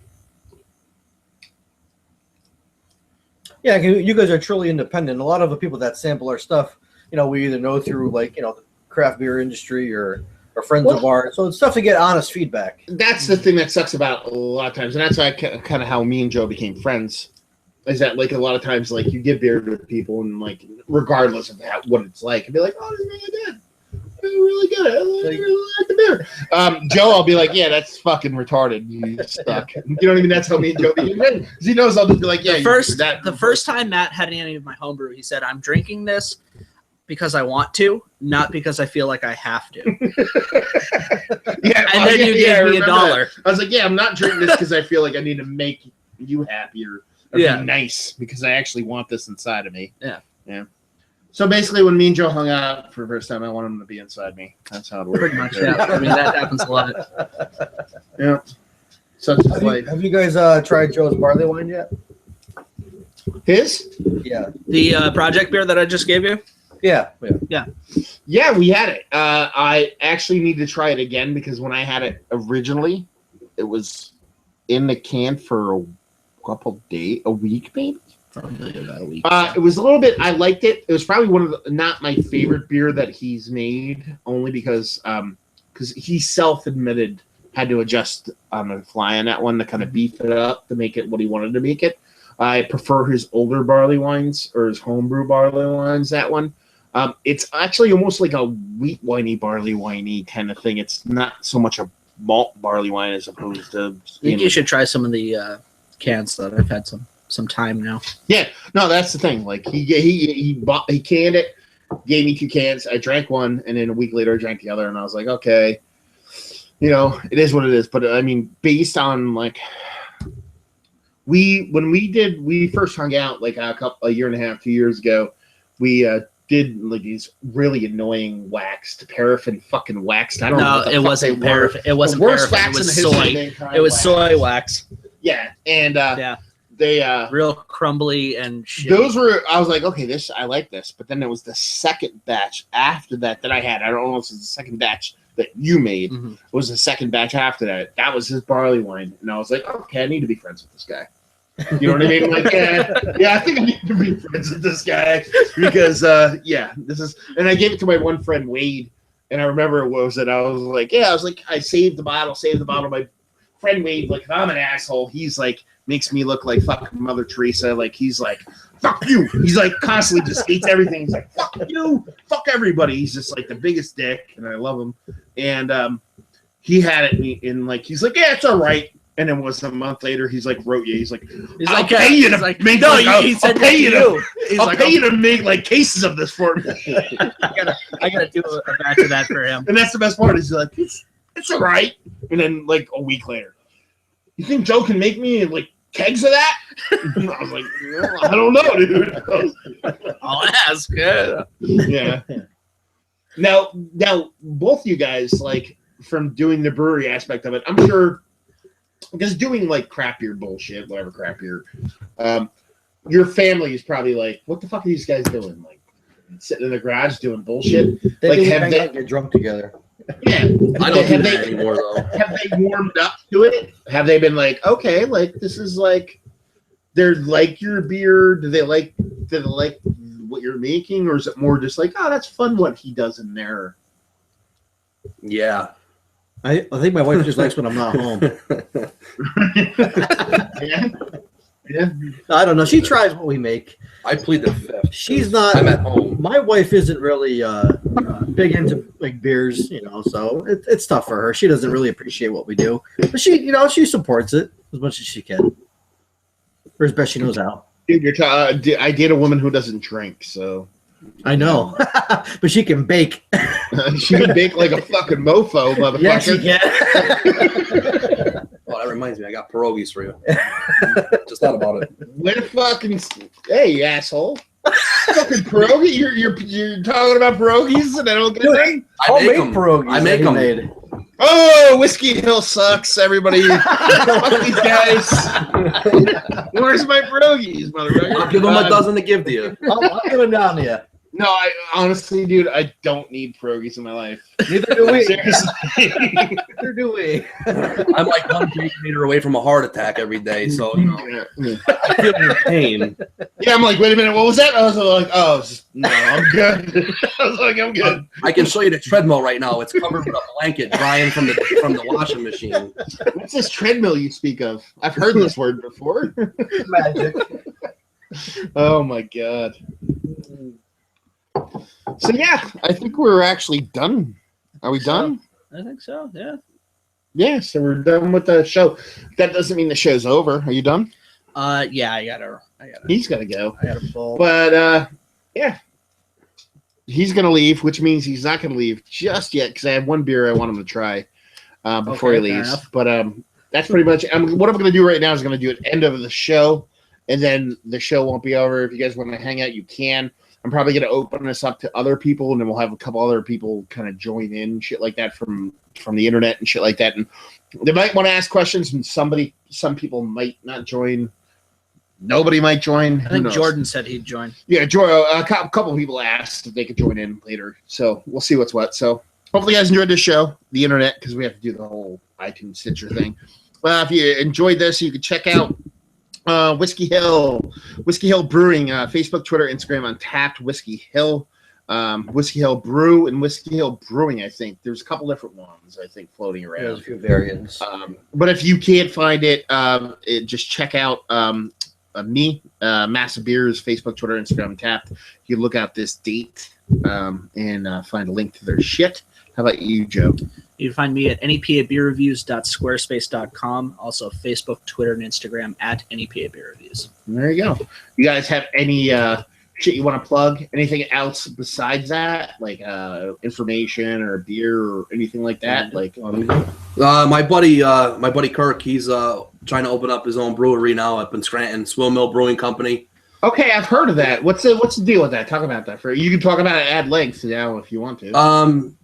They're trying to open, I think, in spring. They're going with three barrel fermenters right now, using the Blickman system. So like double batches, I think, going into the 3 barrel fermenters.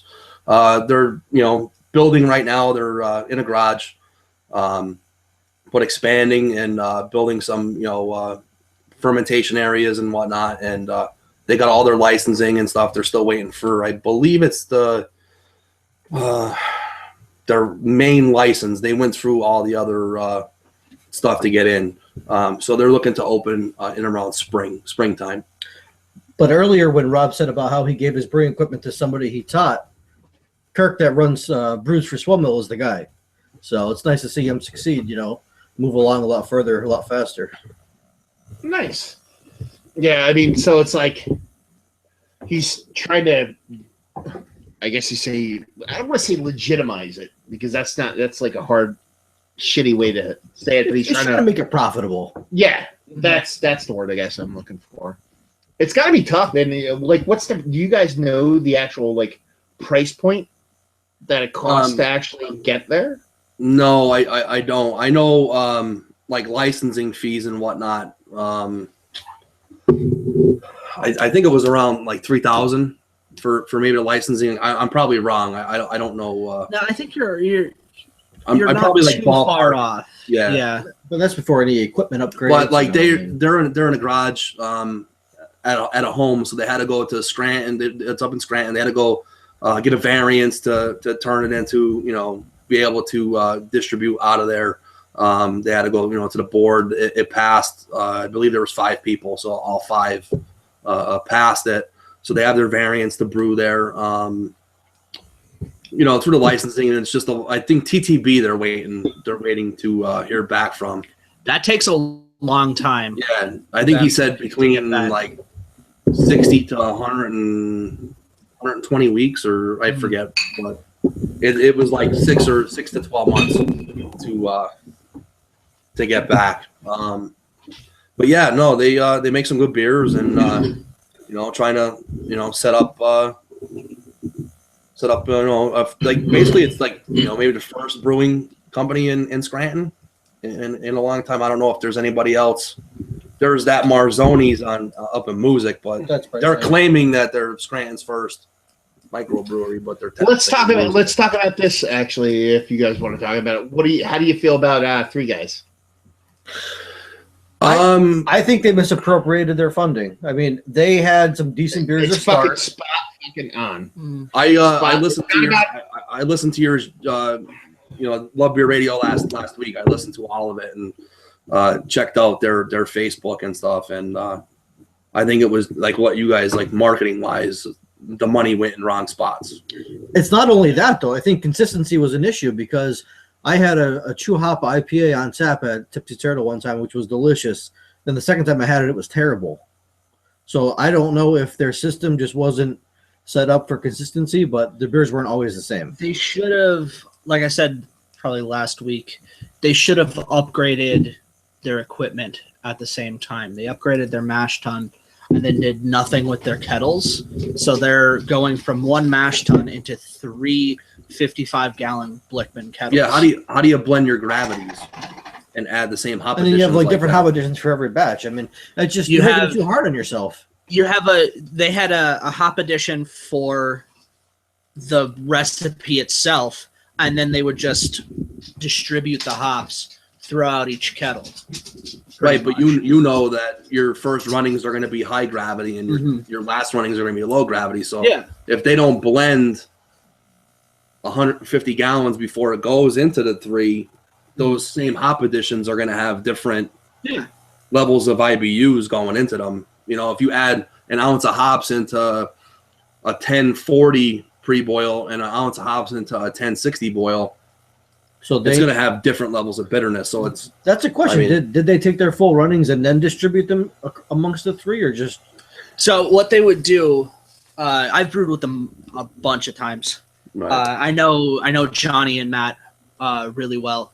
So what they would do is they'd have the wort running from the mash tun into, they'd pump it up, and there's they had like a bar that they would clamp onto each thing and onto each kettle, and it would run into the kettles from there. So it's running through all this 3 of them one at the same time. Yeah, it's running the entire like as they're sparging off, it's going into these kettles. So that was kind of like that was like a good idea to fix the gravity issues that you would have if you did it the opposite way.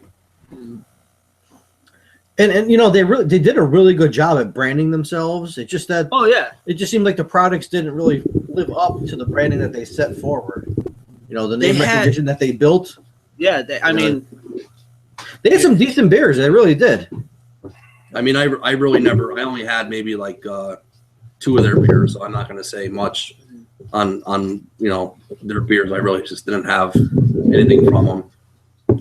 I mean, that seems like the biggest thing to me is that they built up such a name for themselves and then didn't have the product to live up to it. That's what it seems like. Yeah. I don't think I would have spent the money on that vehicle. I would have put it to a brew kettle. Oh, totally. You know, I don't know, but I mean, you can sell anything you want marketing wise, but if your product isn't up to par with your marketing level, then you know you're not going to make money. I don't know. That's just me. I mean, it sucks either way. You know, you don't like to see that. Yeah, like you don't want to see him close or anything. But I know you never want to see anybody fail. No. I mean, at the same time, though, I think you guys might have mentioned how they did leave their day jobs to do this, and that that's not a great idea either. I mean, because then you don't have anything to fall back on if things don't work out.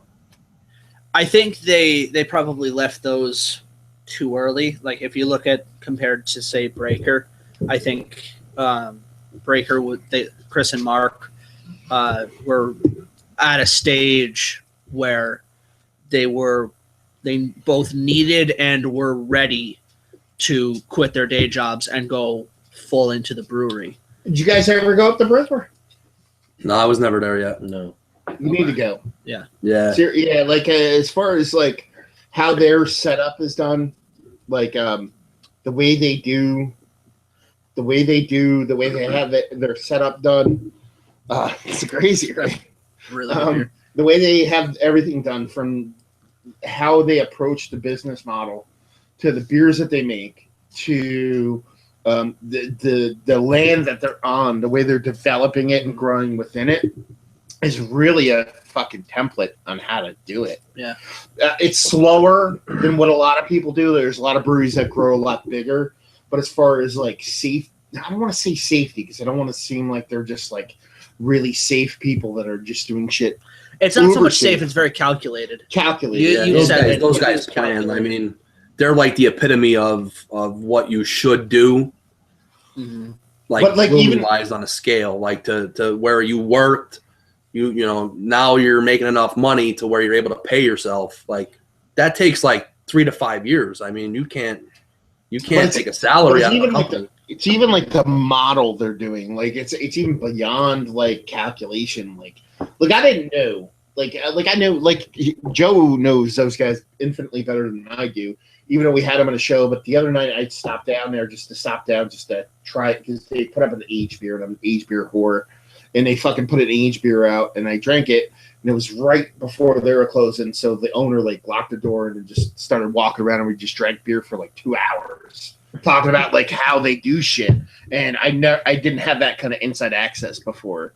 You know what I mean? And then once I did it, I was like, okay, it makes sense. You know what I mean? It makes so much sense the way he laid it out, and not in a way that it was like, okay, he figured out some grand plan that works. It was just like, okay, they have a vision that was like you said, calculated.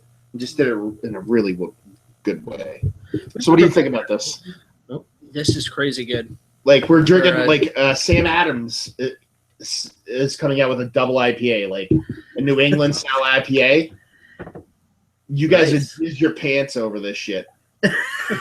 Seriously, like it is New England hazy fucking craziness. Mm-hmm. Well, we did just drink this 2011 Founders Imperial, which wasn't too shabby.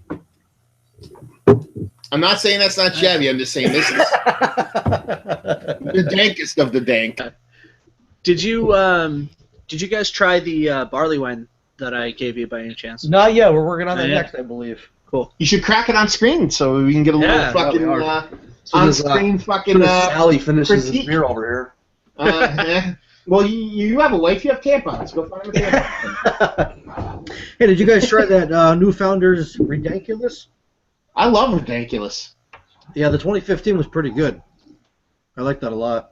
Yeah, I reviewed it a while ago, like about 3 months ago, maybe. Yeah, I just had it recently.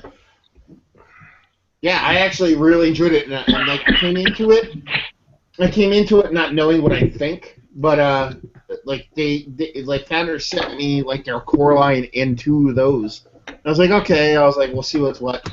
But it appealed to me because it was rye malt they brewed it with, right? Yeah, it was pretty tasty. Yeah, I like that rye malt. That's SBC's Southern Rye. That's a really nice beer.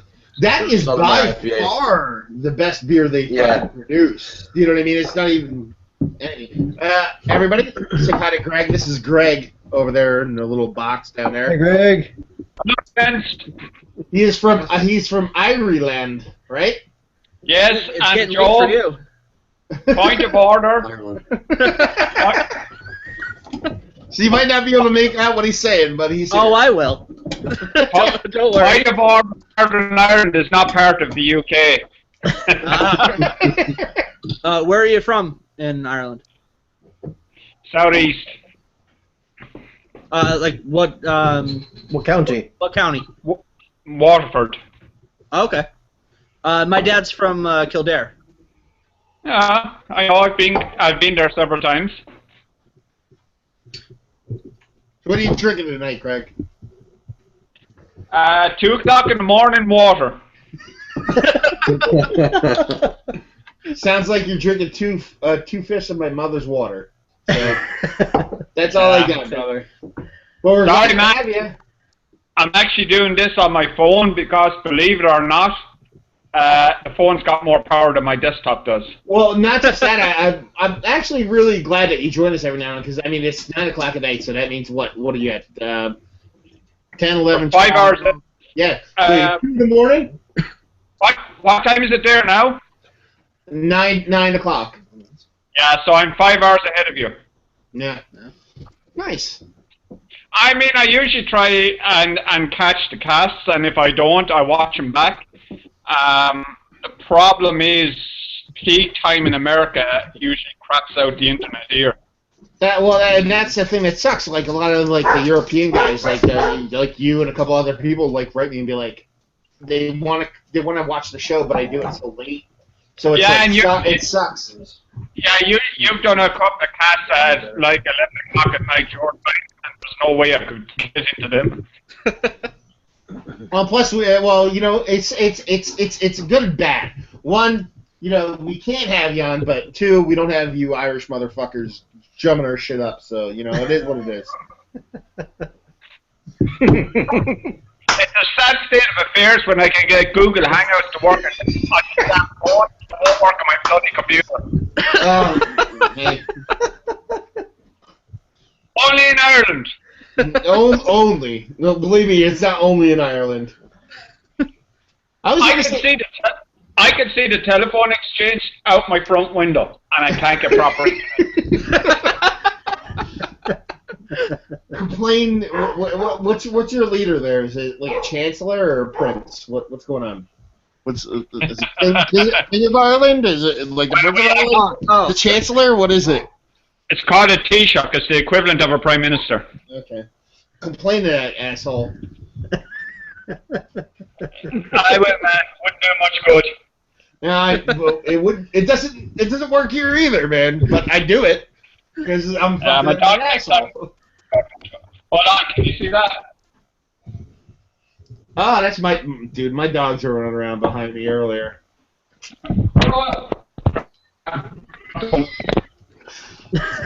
Live internet, baby.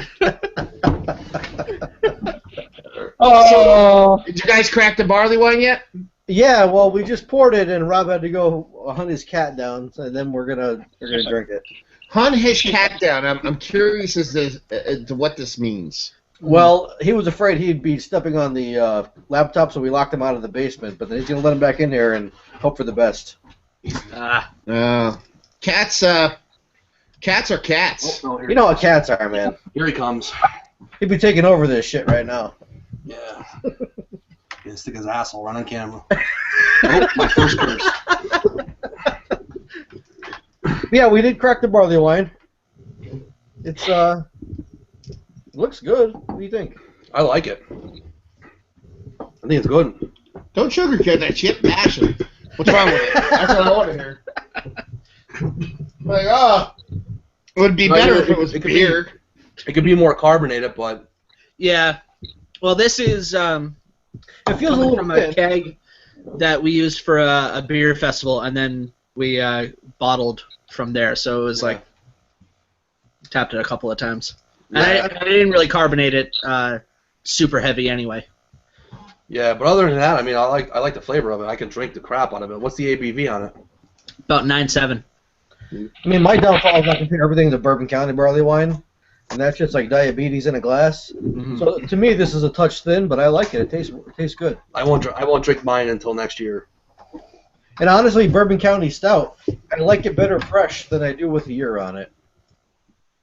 We sampled a 2014. There's something wrong with you saying that. We sampled a 2014 with a year and a 2015 fresh, and the 15 was better, in my opinion. 15's undercarbonated, and it's not good right now. It tastes just about as bad as mine, undercarbonated. Can we get I feel like a fist fight. I'm hoping a fist fight breaks out. No, this is how we talk to each other.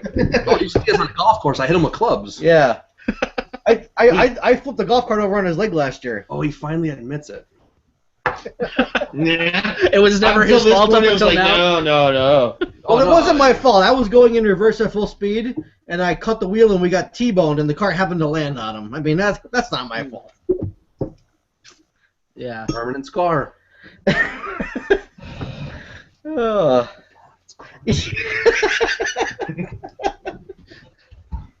We've been friends for too long. Yeah. Oh man. No, I definitely say Bourbon County's got to be aged at least a year. I don't think so. I like it better fresh. Have you guys tried it? Have I tried it? Yeah. This year. Have you tried it? This year's no, but I've You want to try it? This year's No. Crack the bottle. Why not? have Joe. things to do. Why? Oh, come on, man. I have a bottle. I'll break it open, but I mean, he doesn't want to. Later. So. Not what right did now. you think? Did you like it fresh? What did you think? Seriously. Honestly, I feel the way about it this year.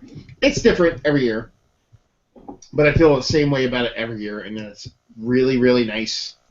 It's a really well made, and I love it, and I enjoy it. And it doesn't age really well because I did like a vertical like about a year and a half ago to where I did like 8, 9, 10, 11, and like skipped a year like 13 or whatever. So it doesn't age really well in general, but I think I like it when it first comes out. I like it with a couple of years on it. But if you put it up against a couple other beers, I'd probably take the couple other beers over it. It's no Thomas Hardy. No, it's nothing's a Thomas Hardy. I mean, come on. Not even in the I same mean, that's league. like saying, whatever. It's fucking Thomas Hardy. But like, I really, really, really enjoy Bourbon County Stout. I really do. But it's not the end all be all. It's not the pinnacle. It's not the fucking. It's not the sentence at the end of the paragraph. No. You know what I mean? That's how I put it. I really, really, really think it's awesome. But there's better beer. Does that make any sense? I agree. Yeah, no, absolutely. But it's fantastic. Well, look at the Lervig. All day over that shit. But let's put it this way. Up until this year, I've taken barley wine over stout every year. But this year I take stout over barley wine. This year's barley wine is just straight up sugar. It's so sweet. It's like it's the Tussin, man. You gotta give him the fucking Tussin. It's fucking straight up Robitussin, baby. It's like, and that's not a some Chris Rock. Got to pour that on it. Yeah, and put the Tussin on it. But it's like I'm all about the barley wine, but this year it flip flopped, and that's weird for me. You know what I mean? Usually I'm all about the barley wine, so I like it. You know what I mean? And I think the barley wine's gonna be awesome. Eventually, give it more time. Even like weeks. Like I cracked it the day it came out, and like I had one I think about a couple days ago, like maybe a week ago, because I was really drunk and I shouldn't have opened it. And it was good. It was way better just by a couple weeks, like 2 weeks difference. So. So yeah, I mean, they're really fucking good beers, is what they are, But they're I don't know how to put it. You can find stuff all over that'll definitely pull the flame to it. I mean, it's so much hype. That's all, Yeah. And the hype's great. No, the hype is warranted though. That's the thing. It is, but their restrictive distribution is not warranted. They're not restricted in distribution, though. They just give the beers to whoever sold the most beer. It's the most fucking democratic way to distribute. We got hurt in this area because of Northeast. We sell a shit ton of Goose Island and all that other garbage that they market. So how do we never get any variants? Come on. Well, the variance is different. The baseline barley wine stout is super represented. I picked up. The day after the release, I picked up a case of each. The day after.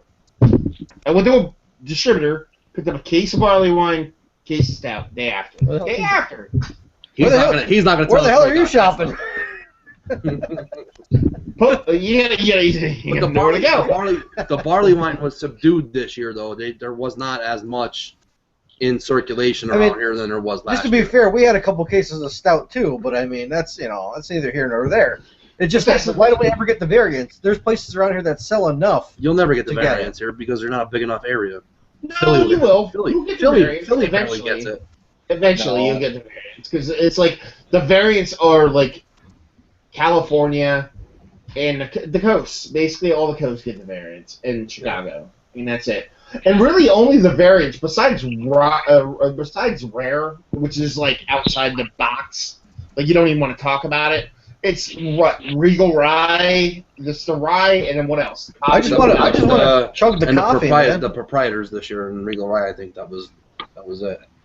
And then the coffee. I just want to drink the coffee all day. Have you had the coffee? I've had the coffee 3 times, and I thought it was very nice and no better than the base stout. Yeah, every year we do a big party for the NFL draft. First day at my house, second day at his house, and it's basically just a big bottle share. and we did the coffee, and it was, it's worth it. It's really good. I don't like coffee and beer. He doesn't like it, but then again, he doesn't like anything. So that's pretty weird. Not liking coffee and beer is like saying I don't like soy and sushi, but whatever. Like I like a Pêche Mortel. I like with the coffee in it. It works well, but or even some of your macro stuff like the Pipeline out of Kona. I mean that's a good porter. I mean that's great on Sunday morning at 11 a.m. Listen, I love beer, but I don't drink beer at 11 a.m. Well, 12 p.m., but not 11 a.m. 6:30 in the morning on ice, right there, fishing. Ice fishing, for example, I mean, there are situations that call for beer before noon. And before it gets light out. Matt, you would drink it if you were Irish. I am Irish. It's the worst fucking part. For shame. The worst fucking part. Ugh. Oh my god. So Joe, this barley wine it's tasty. It's really pretty good. Yeah, I'm glad you guys like it. I did a mix of pale malt and maris otter, and then special B for the for color. Yeah, we have a second bottle that you gave us. We're gonna save that and try it next year. There you go. See how it works. Getting bottles, not cans? Bottles, that was the secondary filling out of the 30-liter keg. Nice. Yeah, so next year at our draft party, we'll try it again. Oh yeah, the draft party's the day of all days. What's that all about? Like draft, like fantasy draft shit? No, the NFL draft. NFL draft from college, from the, when they teams pick the college. So you guys are big college guys then? Yeah, we get football together guys. every year. It's basically just used to have a big bottle share. I think we've been doing it since like 2003. Yeah, it's been about 10 years or so we've been doing it. So. Yeah. This year was by far the biggest, though. We had a really nice selection. Yeah, we did. Bourbonic Plague was ridiculous. Tree Fontaines, Goose, Creek. Where do you guys fall in the fucking sour line? Like, to me, sours, I'm very picky, and they need to fall in a specific order in a bottle share. Like, they shouldn't be. They can't be the fucking star of the show. They're almost like breaks, interludes in a bottle share. We actually we did a list, and then we just tried to match it up.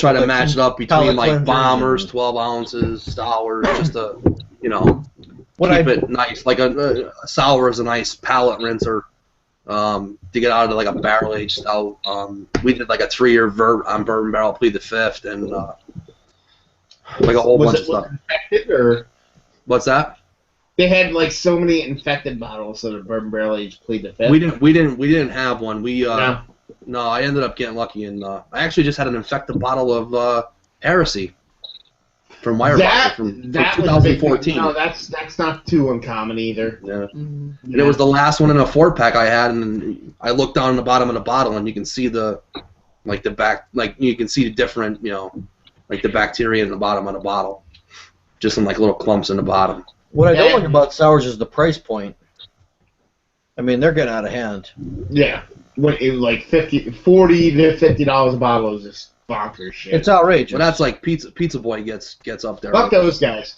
We've done such a lull. episodes. I'm just saying that was news for like, that's like when we're bored. We're like, what are we talking about? For a fuck couple Al weeks, Hayden. Fuck him. For a couple weeks, they were reliable for news. It would be like here we go. The sun came up. Yeah, he learned Al to shut is his bitching on mouth. Facebook. He learned to shut his mouth, apparently. Yeah. You see that shit they did with Dogfish? That's ridiculous. What was that again? What was it? Like I guess Dogfish sent them a standard letter about the name of the beer. Pumpkin versus Pumpkin disorder. No, it was a syllable variant. It was like the same. I think it was the N with the hyphen. It's apostrophe same thing that Dogfish. You know what? It's a standard form letter. They won the right to use that name. And Pizza Boy was just being a dick about it. Yeah, it would be different if Pizza Boy didn't probably carry Dogfish Head. pumpkin, you know. But they most likely do, and they're gonna have both of these beers on at the same time. Like if they didn't distribute out, if that beer didn't make it outside of their brewery, they'd have more of a right to be like, hey, this is kind of shitty, but they have other, like they're a bottle shop and a brewery that has they're a restaurant that has 100 taps. How do you not do flights or tasters at that place with how many different taps they have? They don't want people. They want people to enjoy a few beers and not try to check into 15. Well, that's their. I believe that's their exact wording. Yeah. Why they don't do flights. With that whole scenario, he just handled it really unprofessionally. You know, Dogfish has done a lot for, you know, everybody. You know, it didn't go the right way. And like basically, like they're second to none from Sam Adams, like Dogfish is the craft brewer on the East Coast. I mean, come on. And the way, like you were alluding to, the way they set it up, the way they did it wasn't like, fuck you guys, fuck your beer, shut your shit down. They were like, hey man, like a quick email. Like, hey, your beer is called this. Please just change it. Otherwise, we'll be all good. They even said, like, fuck these assholes. You know what I mean? Like, what, dude? The dude sent you a personal email trying to be like, hey, you know, just try to change your shit a little bit, and we're all good. Yeah, it just, whatever. I don't know. I didn't like the way that was handled, you know, so I don't think I'll be going back there. Just even a lot of, like, Yelp reviews and stuff like that, just about how, like, the bartenders are even. I wanted to go down there and try their stuff, but they just seem entitled all of a sudden. They make a handful of good sours, and all of a sudden, you know, fuck you guys, the world is ours. You know, it's just, I don't know. I shouldn't like the way that went down. That Bender's Barley Wine was fucking good, though. Remember we did that? Yeah, it was. I think that was a collab. They did a collab with some small brewer down there. They made like an apple-based barley wine, so it was fucking delicious. How's it going, y'all? What's going on, Jordan? How's it going, Jordan? Jordan, this is the internet and everybody else is Jordan.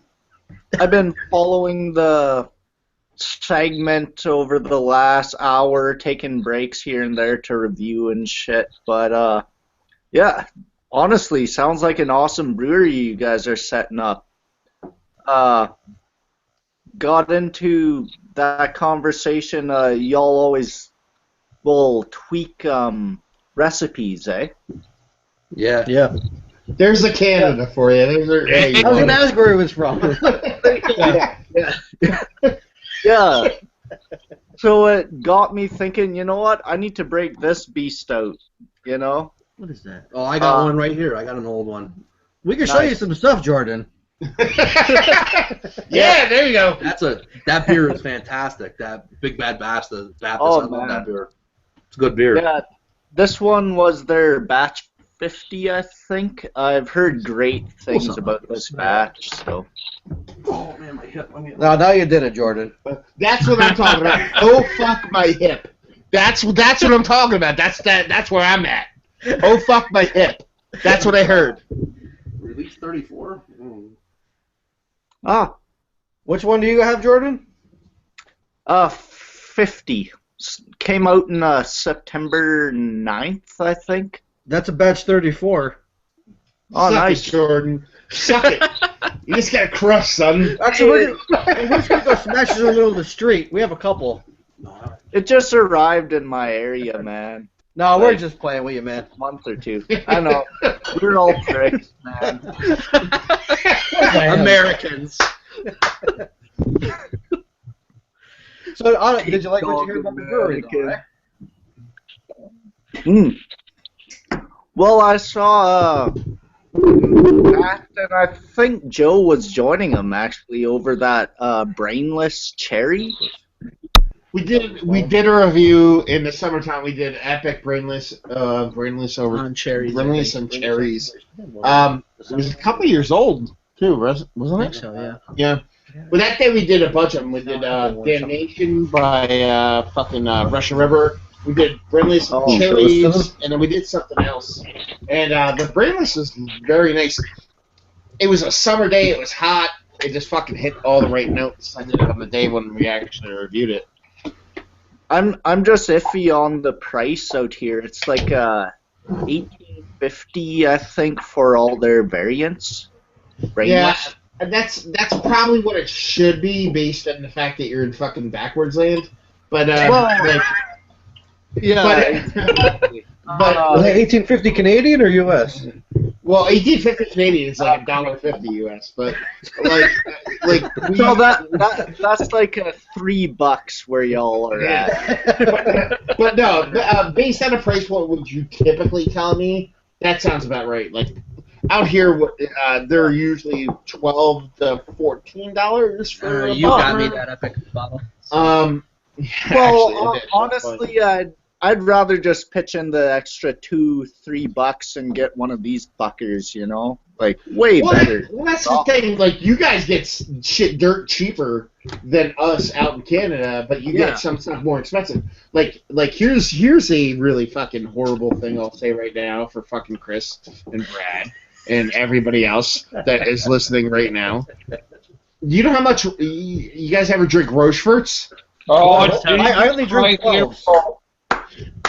Rocheforts in Here we Canada. go. Rocheforts in Canada. Here we go. American are $3 a bottle. He's on the Rochefort train. I only drink Rochefort 12. $3 a bottle, though, in Canada. That's Well, crazy talk. At our local bottle shop, it's like $8. So Yeah, that's what I'm saying. Like, you can go to Canada and drink Rocheforts for $3 a bottle. People in my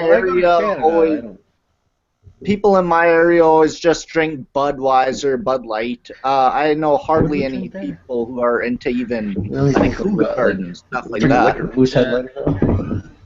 So, very cheap out here. The Rocheforts, they'll sit on the shelf for years, you know. Awesome. How much is the Rochefort there, Matt? What? Rochefort's out here. $8. Yeah, about between $7.95. American? Yeah. Yeah. Yeah, it's about. I'm trying to translate the prices here. It would be about $8 American here as well. Mm-hmm. Yeah, we get them for like half that. Yeah. Yeah. I should just send That's why y'all like. I should send y'all just cases of fucking Rochefort, man. Yes, you should. Well, like that, I think like the reason it's so cheap, I think, is like the LCBO is such a big buyer, and then they like will send it out across the country. So it's like they buy it at such a good.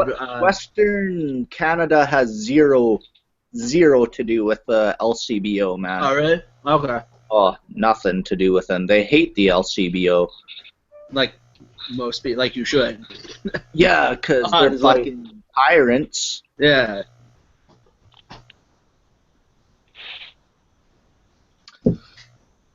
What are you drinking? Dullahan Brewings over there. At the moment, water. I have 2 in the morning. Oh yeah, you're out east. Southeast of Ireland. I'm about 5 hours ahead of you. Ah, fuck. Yeah. Yeah, man. So no booze for me. Got some kegging to do tomorrow though. So Friggin' eh?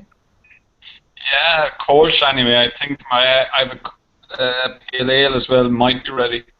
So we'll see. Nice. We'll see. So you guys are all drinking Whiskey Hill, I take it, eh? Yeah.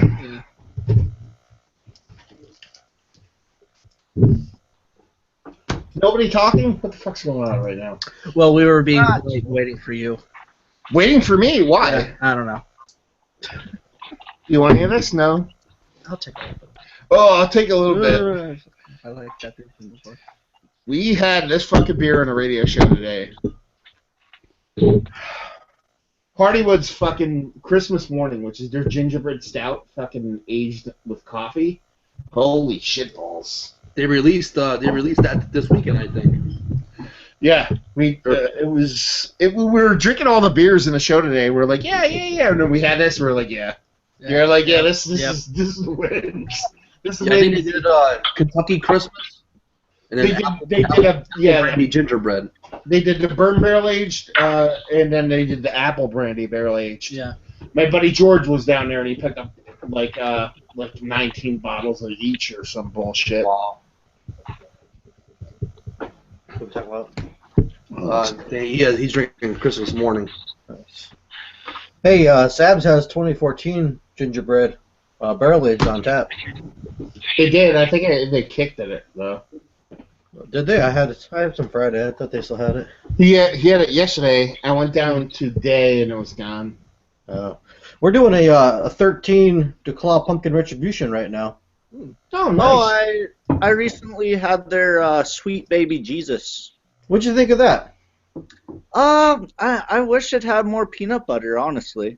Really? It was a great porter, awesome porter, hint of peanut butter. But if you're advertising it as a peanut butter porter, I want a Reese cup right in the friggin' tongue. Actually, I think this brewery, DeClaw, makes a peanut butter beer called Dirty Little Freak that has more peanut butter of a profile than the Sweet Baby Jesus. It has coconut in it. I used to hate DuClaw. I didn't hate them, but like DuClaw is very like dude bro when it comes to their labels. Like all the labels are like extreme, like they're like Mountain Dew style. And I was always our labels are way better. Your labels are ghetto as fuck, which I'm a big fan of. I love ghetto. Hey, he's a Raiders fan. That suits him. Yeah. Like DuClaw, man, makes good fucking beer. I actually don't mind Sweet Baby Jesus. A lot of people shit on that stuff, but I don't mind Sweet Baby Jesus. It a lot. But they're Hell on Wood. They're fucking what's the other one they do? That it's like they do Hell on Wood. Devil's Milk. Devil's Milk. Devil's Milk is good. Those two. Devil's Dew. No, there's Devil's Dew, which is like expensive, but there's Devil's Milk and Hell on Wood, and a 6-pack. They come for like fucking $14, so you're getting bourbon barrel aged barley wines. Yeah. I think Devil's Dew is a blend of Devil's Milk and Retribution. Yeah. So it's really good. Yeah, but to get those for the price other ones at 6-packs for like $14 is bonkers. Like they're like it's like Lagunitas prices. You know what I mean? By the way, your conversation last week about quality versus quantity divided by cost, that's really, really interesting. Because it's truth, you know what I mean? Because we all, like I want to buy whatever the fuck I want to buy, but there's a limit, you know what I mean? Unless you're fucking Donald Trump, you know what I mean? There's a fucking limit. On that conversation, I consider myself lucky, because out here, craft is cheaper than macro. Well, apparently your fucking bottles of whatever you just put on the screen. Yeah, Belgian. Like Chimay Blue, stuff like that is like $4 or $5 out here. Like $4 or $5 what though? For like a small bottle or a big bottle? Like the small bottles, but like $5. That's how much we pay though. Like a 4-pack of Chimay Blue is $22, so that means we're paying $5.50 a bottle. So we pay $5.50 a bottle of Chimay Blue, small ones out there. Yeah, but you also got to consider the fucking stupid Canadian dollar right now is like that's true. You're right. 32 cents American. So yeah, $5.50 Canadian is like 2 cents American. We're going to Canada. No, dude, I'm telling you, just do it. I think when we went there in 2000, I think it was like $1.25. It was almost even. It was almost even. $1 American. Just fill up on gas and cigarettes before you go. That's all you need to know. Yeah, the cigarettes are terrible up there. I'm sorry, but they're bad. Oh, it's like $1.50 Canadian to $1 now. I think maybe $1.60. A liter? Because that's not even math. That's like a liter of cola. That's fucking temperature. No.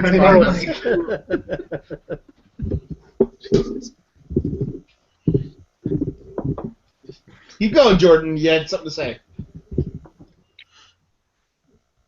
Nothing? Okay, anyway. So, yeah. Greg, what are beer prices like in Ireland? Yeah, let's talk about Ireland. Get off your vape and tell us what fucking beer prices are like in Ireland.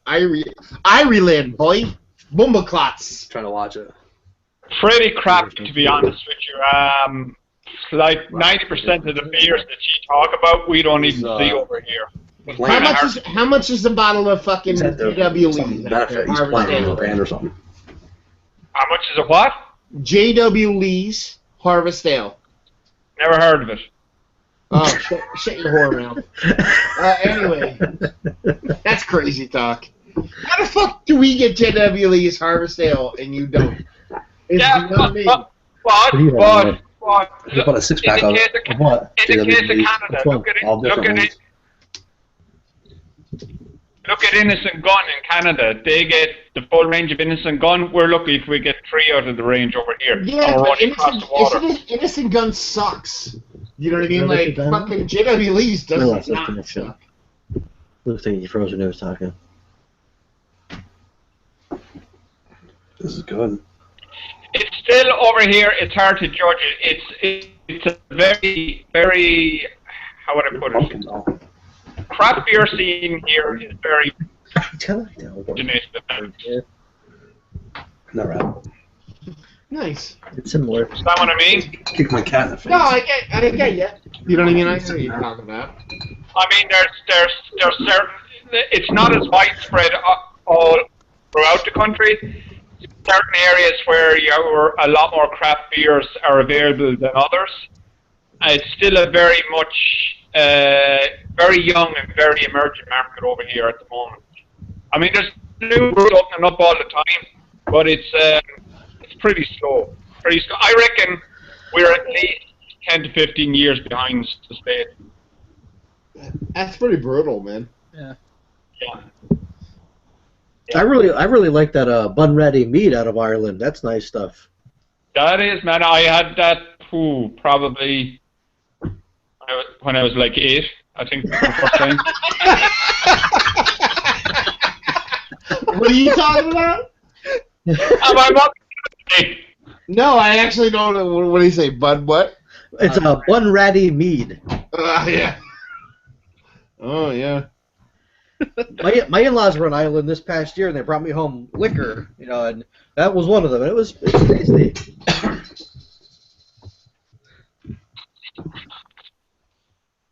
Hey man, when kids here get a cold, we give them Guinness.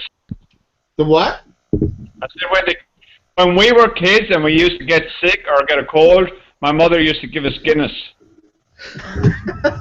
You should fucking send me Guinness. You should send me some crazy Guinness from over there. Yeah, man. That's like pregnant women getting porter from Yingling during Prohibition for breastfeeding.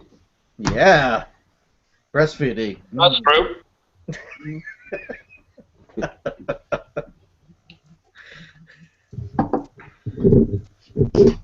Yeah, it's hard to compare the two markets. I suppose.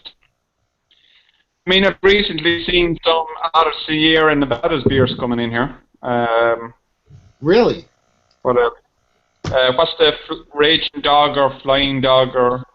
Oh, Raging Bitch. That's the one, yeah. Some of them coming in too, but it's really, really slow. It's more like a trickle than anything else. That's interesting, actually. Yeah. So it's Flying Dog's Raging Bitch. Because a Flying Dog doesn't get they don't get national distribution. They're like an East Coast. Yeah, but Matt, what I'm trying to say to you is, we get whatever the heck it is, Flying Dog. You might get 3 places in the whole country that have it. That's the way the craft beer thing is over here. But what I'm saying is, you might have to. What I'm saying is, Flying Dog is so small that they don't actually get any distribution outside of the eastern U.S. Yeah, I mean, that's why I was kind of surprised to see it, because I was somewhat aware of that. And I was like, how the hell did they get that? Yeah, that's weird. They're like a very, how do I put it? Like, Flying Dog is very, they're like that. In the United States, they're like a, You kind of start out with flying. yeah, it's like a common brewery, like brewers use. Like, okay, I know, like a Blue Point, not Blue Point. No, just to say hi. Whatever. Saranac, fucking. He's watching. Probes. He's not logged in. Our area, Victory, like breweries. You can watch it without being logged in. So it's weird.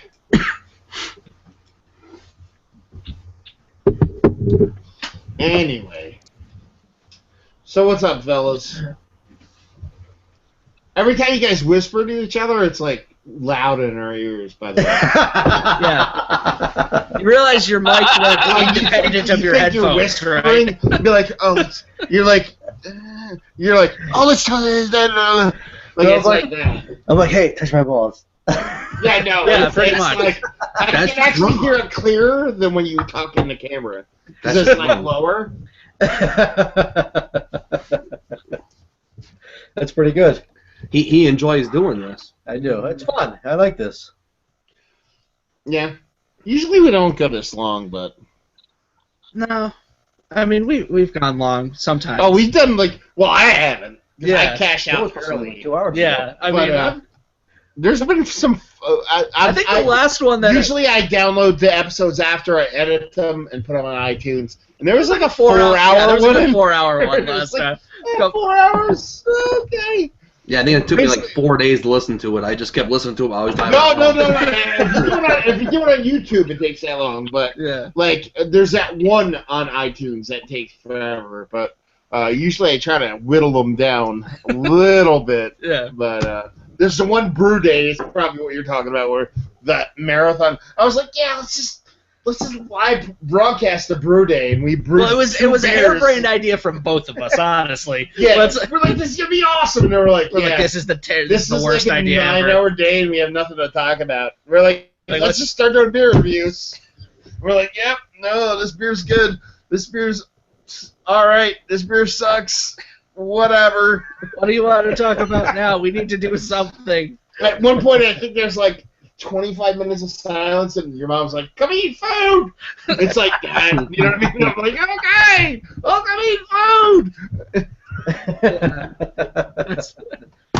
And then every now and again, someone is like, are you still taping? Like, yes. The funniest part about that is that, like, there's like 5 hours of audio, but then, like, the camera cut out, like, several times. So there should be about 8 hours of audio. Most You know what I mean? Like, probably, it should be just 8 hours of just like, just lock yourself in a room, hit a fucking button with monotone noise, Yeah. and just exist for fucking 8 hours. But yeah. Anyway, so we have Ireland. Apparently Saskatchewan canceled. I thought he was in Alberta. Is he gone? I'm trying to make a joke. Yeah. It wasn't like that. Oh. Yeah, I was trying to be funny. I think he's coming back, though. He'll come back. He always comes back. Jordan's like basically. Jordan always comes lives back to through Matt. this. But Jordan's always in these. Like, it's like, if we want to do something, Jordan will join. Yeah. Pretty much how it works. Other than that, let's see. Who else? Ewart said he was going to join, but that he says a bit later, so he's probably fucking. Oh, you mean Old Man Murray? Ewart? Yeah, that's Ewart, isn't it? Ewart from Michigan? Actually, he's fucking awesome, dude. Yeah, he does a ton of shit, but he joins every now and then. If he says I'm going to join later, that means he's not going to join. Hey, So- Matt, that's the guy that loves Greg. He loves like pauses in audio and like weird audio connections. Is that what he loves? I said he's the guy that loves Greg Koch.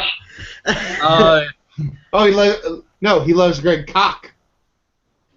He- Here's the funny part, though. He hates Stone, but he posted a Stone review today that he loves Stone beer. Oh, for fuck's sake. Well, remind him of that.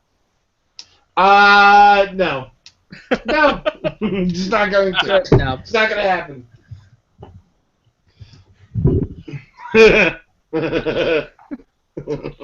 Vaping at 2:30 a.m. Nice. It's Irish time. Totally different than American time. Yes, I think we're done, man. I feel like the vibe of the hangout was done. So, look, you guys okay with signing off? Do you want to talk about anything else, or do you want to sit around and drink? What do you want to do? We can sit and drink any day. Okay. See you, Joe. I'm gonna sit and drink. Yeah. All right. All right, guys. I'm gonna go to talk to you again. All right. Take care. See ya. You didn't have to go, but See you, Ireland. Ireland.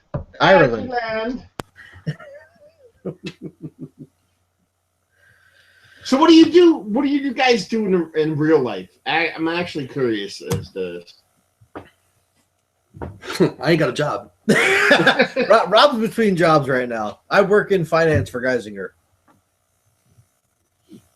And I you're employed. used to be a supervisor, but my plant closed down.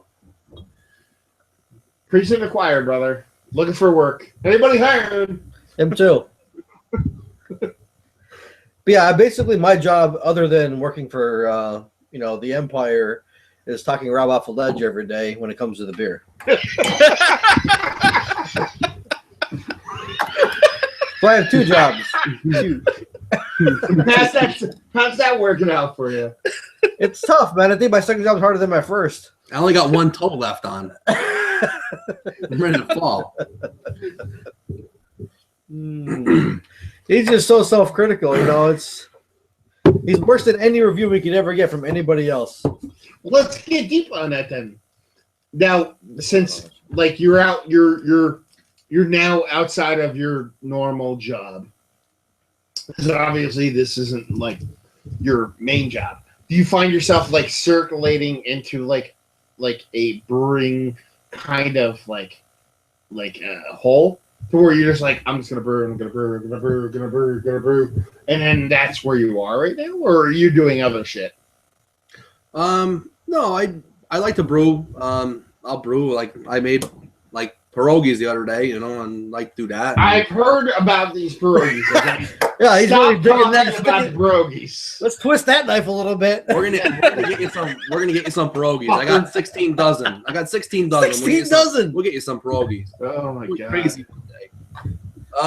But no, you're brewing a little more than usual because I have a little more free time. Usually, October is a shutdown. Hunting season comes on, so it's I'm hunting. Then the winter, everything freezes up, and ice fishing and stuff like that. So usually April, the first or second week of April, make the screamer. We'll make screamer, and that's our tradition now. So we'll brew the stout in April, and then age it 5 to 6 months, and then I'll start brewing more stuff through then. But normally it was a Sunday here or there. I'm not brewing 100 gallons a year. I might have been lucky to brew 6 or 7 batches in a year. But without working and stuff like that, I've been brewing a little bit more. So I've been brewing maybe every 2 weeks or whenever I get the fermenter open. So when you normal life, about every other month. Downtime about once a month, maybe more often. Maybe twice a month, yeah. Yeah, pretty much. Yeah. Now it's basically with the weather, if it's going to stay warm enough to where my pipes don't freeze down in the garage, I'm trying to culture this dry English ale up, and I'm going to look at brewing a barley wine before I brew into the Sussex Screamer Stout. What are you shooting for the barley wine? What ABV, the whole nine? Between 10 and 12. Yeah. I kind of I tell you what. I've been watching. You can speak my language, son. I've been watching. Before you do that, what do you guys think of that? I mean, we're still in the formative stages, basically, of brewing. And right out of the gate, we're making the imperial stouts, barrel, aged barley wines. Like My think that's a third good idea, all-grain or- homebrew was an imperial stout. like what was This that? dude, like, if he makes like as far as like brewing goes, like my experience has been mostly with Joe, Mhm. and I could count, like, you make way less beers on sub 10% than he like almost every beer he makes is plus 10%. So The like low end for me, and I said this to my one friend at school, and he just laughed at me. I'm like, this beer that I'm making, I think it's gonna be on the low end. It's like 8%, and he's like, you are ridiculous. Like, that is the high end for everyone else but you. Right. I'm like, yeah, so typically he's usually running between 9-12%, more probably skewing towards 12. But so I'm used to that. You know what I mean? So It's just not a common thing for guys that don't have big breweries. I mean, most people are making the 5 to 8%. They're making the IPAs, they're making the easy stuff. well, they want things. A lot of people that get into homebrewing, they want things that they can turn around on really quickly, and they, if they start brewing and their friends really like it, they're going to want these beers quick, and they're not going to. I have the kind of patience to sit on a bottle for a couple months to a year before I ever touch it. I'll go into a beer going, that's going to be ready for me. I will test a bottle of this in a month. Yeah. I tell you what, I have no patience whatsoever except for beer. Yeah, no. Like, I literally probably might still have one of my first bottles of craft beer I've ever bought. Yeah. I basically have like a museum of beer that I won't touch. Like, it's like Army Men. Like, you buy you put the Army Men up, and they're all. I have no patience for anything else but beer, and I understand like for me, I might brew one to where I know 3 or 4 months on the line I'll be able to drink, and then I'll brew stuff in between there that's lower to have on tap, like in the house, so I can enjoy it. Yeah. Because, I mean, beer's not cheap. I mean, it's tough trying to spend like $40 or $50 on a case of beer. Like, look at Founders All Day IPA. Excellent beer, but it's $35 or $40 for a case of it. Yeah. It's like 5%. I'd rather spend $18 and buy a case of Lager Light. Like, if I'm going to drink, like, you know what I mean? Like, to me, it's not feasible to spend like $40 or $50 on a case of beer. Although I do it, but it disappears. Like, yourself, and Matt knows, and me and Chris know. Like, you drink these big beers, you get a pretty good tolerance to drink a lot of beer. Oh yeah. Absolutely. Fast. And that's the problem. Like, you're like, you want to hit like a certain euphoric like portion when you're drinking beer. Like, you want to feel good, and spending $40 on a case of beer that might take you like 16 of them to feel that. 16. Like, it takes a toll on your wallet. I'd rather just friggin' open up a huge bomber of like one of Brewery's monstrous brews or any huge bomber, Right. Drink that fast, and you got a wicked buzz going. You know what? I don't. A lot of the Cascade sours, a lot of the brewery stuff, I don't like their price point. And I know you're in Canada, so it's a little cheaper, but I mean, it's a lot still. Actually, it's a little more expensive. Like, Would you actually see any of like the brewery anniversary stuff out by you, Jordan? Bois, I passed it up. I was like, $40 for Bois. What? Was a little That's- expensive for me. If you translate that into American, that's not that's about on par with what we're paying. Yeah. That's like But the thing was, that's their 5th anniversary. That was aged for 2 years. I didn't know that at the time. 'Cause yeah. I'm a dumbass. Yeah, that's true. And it flew off the shelves like the month before I came there, Mm-hmm. But the Couvret, thankfully, Buddy sent it to me, and it was like $55. Yeah, I think And we were that's- paying about $30 for all those there. Because I think I grabbed a bottle of each. I still haven't drank them yet though. Oh man, I can't wait. That's what I'm doing for New Year's. Brewery So anniversary beers. 40 Canadian works out to about 20 US right now. Brewery and just anniversary beers in general. Yeah. We were saying that they have a high price point. You know that they're great, they're high alcohol, but they're expensive for one bottle. Even a bomber. What the fuck is going on? I find their shelf turns though, like they just stay on the shelves for a long time. She's done that exact Well, I mean, that's same a good thing. thing because we have a local bottle shop here where I was down there the other day and picked up a 3-year-old, barrel-aged imperial stout that nobody recognizes and is just sitting there. Yeah, So in that sense, you're. Which well, what imperial stout? I love breweries that have simple labels, like Demolin, for instance. Demolin just you has gotta the like their writing. stuff. Lucy. I love their stuff. It doesn't pop out to anyone except for the guys who are like, holy shit, it's Demolin. Yeah. On it, and I'll be getting like 3-4-year-old bottles of Rasputin, of Heaven and Hell, of Helen Verdomnus, and I'll be like, awesome, and it's like $6 a shot, and why not? Yeah, there's they're definitely isn't around that heavy around here, but what you can get is good. Yeah. Well, out here we get about, on average, every year, like 20 of their different beers. So I think we're only getting, about 3 or 4 different versions of Demolin around here. Yeah, if that. Not many. Yeah, we don't see much of it. We get screwed. We see a little bit of it, though. Well, the bottle shop I go to usually has, like... Are you guys really texting each other? Sorry, Jordan. Sorry. Yeah, we're sitting next to each other, texting each other. I've seen that done before, I'm just saying. Yeah. They're sending each other cat photos. There's nothing wrong with a good cat The photo. funniest part is I'm sending him a dog photo. Mandy's dog, who, is cool, but, loves Joe to no end. Literally I just fed her and ran back to Joe's side and it's, clinged to Joe. Yeah. Attached to Joe right now, so. He doesn't have a Mandy's manly not- scent, I saw him at Sab's, he's attractive, You better watch yourself there, guy. That's weird. That's weird. I'm sorry.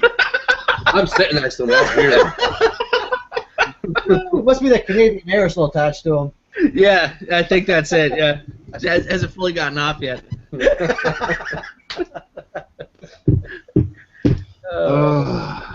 No, I think I just like animals in general, man. Like, friggin' dogs, cats always flock to me, Yeah, I think squirrels are douchebags, and there's a lot of well, I'm not Australian, but there's a lot of douchey,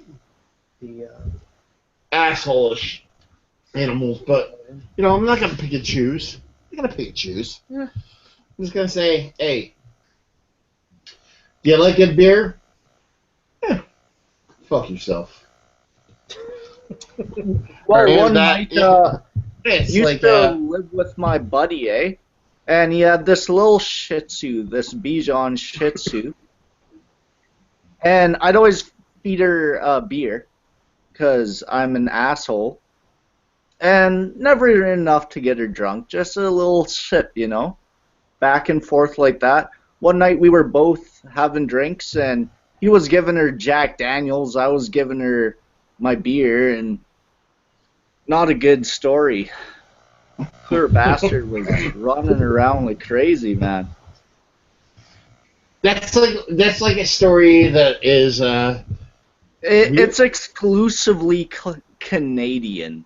no, it's just kind of weird, honestly. It's Or- just like, or I was giving this dog some Jack Daniels. The two things happened. I It's spent 9 years in the penitentiary, and then now I'm out.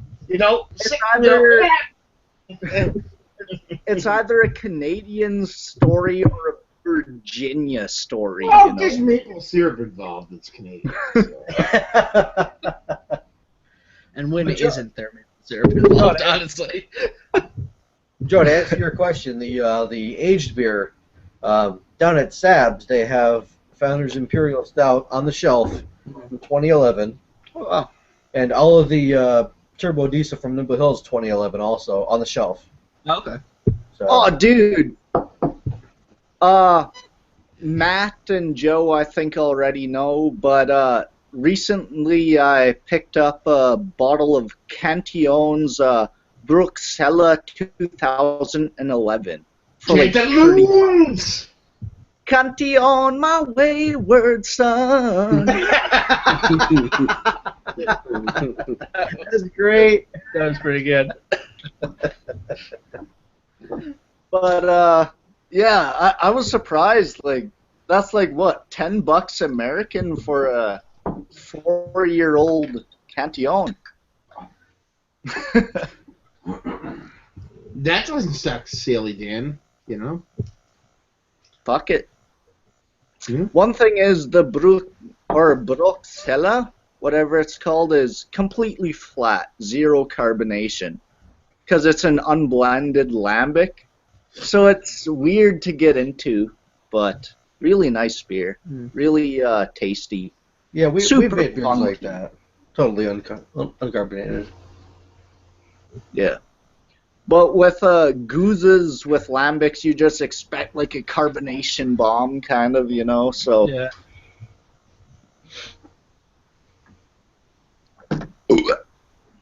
Nice. So Matt and Joe, you guys didn't like throw up or gag or anything drinking the Imperial Stouts that were aged. That was nice to see. Rob was worried. Why do you think we did not like them? No, he's just skeptical. That's all. No, they were very nice. Yeah, they were. Like I'm not gonna be like, oh no, my God, they're the best beers I've ever had in my life. You know what I mean? But they're fucking really nice beers. You know what I mean? As far as constructive feedback goes, because you know how he likes to tweak things. What do you think? Honestly, I'm gonna be this guy and say right now that should be a thing that's done in person. I think I should sit down with somebody and actually sit there and We could definitely do that. drink beer and be like, okay, this is this is that. You know what I Yeah. mean? It's not a matter of me trying to be like, I don't want to talk about it right now. But we're sitting here, we had the porter, which was nice, but it was a little bit astringent for me. And then we had the 2 Imperial Stouts, and we actually weren't quite sure which one we were pouring at one point. And then we poured another one. The more oaky one is the newer. But it was more confusion on our part, so we would want to be in a controlled environment to do that. Right. That's my take on it. Yeah. I don't know. No, I would. What's that? Well, why Controlled environment. Rob was gone, but I asked them. We discussed how they tried, all the Imperial Stouts and what they thought, and for some constructive feedback, since we're always trying to tweak the recipes. He'd rather do that in person, which I said we can make that happen. Dude, you guys can come over and brew with us, man. I don't care. Yeah, brew day. Yes. Now that would be fucking awesome. Yeah. I'm well, you when you guys are to- all in Pennsylvania, eh? Yeah. you guys, Matt, you're at the Friggin' studio, yeah. right? WILK. The what? You're at the WILK studio, right? When you do the show during the day. I'm a mile and a half down the road. Joe lives in West Pittston. Yeah, man, we're all close. You do? Yeah. Are you a river rat? What the hell? This You're show's a river over. rat. Wyoming area graduate. My mom actually went to Pittston area though. All right. You're all right. What then. year did you graduate, Joe? 09. Oh, 9. Wow. I feel really old right now. Jesus Christ, give me my walker. I'm older than all you motherfuckers, so shut your fucking mouth. it's counterbalancing. Wait, let's do this. When did you guys graduate? 2000. Oh, you're fucking newbie. When did you graduate, Chris? 2000. Yeah, fuck you, fucking young guys, you whippersnappers. Go fuck yourself. What about you, Matt? Where did you go to school, by the way? North Pocono. Wow, you were in the sticks. Yeah, 94. It was the it was the sticks back then. Now it's like New York City. Yeah. and not just North Pocono. I grew up in Gouldsboro, so that's like Bloods and Crips. That's like now it is. Yeah. That's like that used to be some good fishing it's up like there. North Hazleton right now. It still is, man. Don't fuck with the fishing up there. That's the best fishing. High school dropout right here, y'all. Jordan, shut up for a minute. Oh, we got him beat. Like, literally half the people I know out here is high school dropouts. So I'm like, yeah, it's doing aight for me. How much are you taking of that? Jesus That's Christ. what. What number is this? It's a 2010. Rob's all upset because I poured a little heavy-handed on the 2010 Mélange à Trois. I mean, come on. From the brand. Yeah. That took a little too much, more than half. See, I would go downstairs and get something really nice and fancy, but Joe's got to go home. I do. Well, here's two things. One, Rob is home, and he has this museum of beer that he refuses to drink unless I'm here. And two, my wife is picking me up, so I'm okay. Here we are. That calculates to, carry to 9. I do have one. You win. That's the thing. That's the calculation I came down with. You win. Yeah. Well, only till tomorrow at 6 a.m. when I have to be at work. I win until then. Oh, yeah. Work Yeah. thing. Fuck that noise. Fuck that noise. 6 a.m. 6 a.m.? Yeah. Oh. It's terrible. Oh, man. I'm I work sorry. for the Empire. Throw them on the dark side. I'm sorry, man. Yeah. Yeah, man, we'll hook up and brew a beer. Yeah, we could definitely brew a beer We should together. do a brew day. That would be fun, man. We should. That'd be You, awesome. y'all ought to do a collab, like massive beer reviews and Whiskey Hill Massive collaborate. whiskey. Give the proceeds to some frickin' charity of some sort, you know? The human fund right here. Yeah. Yeah, we'll give it to the Matt and Rob Fund. My pocket. Yeah. Because my jogging pants right now got a hole in them.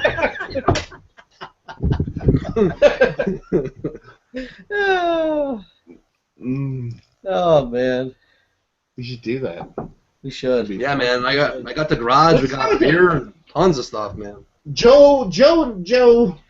Yeah, we'll make a deal. Joe and Rob will brew, and Matt and I will just drink. Oh my God. Oh, jeez. That would be live brew day.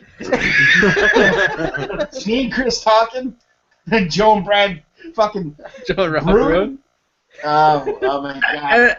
Every time I start a brew day, I'm like, I'm in the middle of it doing all this shit, and I'm like, yeah, I wish someone else was doing this and I could just drink beer.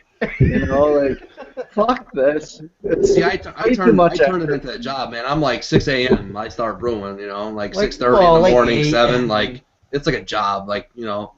Yeah. I like to get it done and get it over with And- 6 hours. And That's only when his wife's gonna be home. When she's not home, it's an all-day affair. We need people like you in our lives, Robert, there. Because honestly, I'm not going to go through the trouble of brewing. I just want to buy the shit and try it. So, to cut everybody off right now, we're actually going to end this. You guys don't have to stop talking to each other, but I'm going to.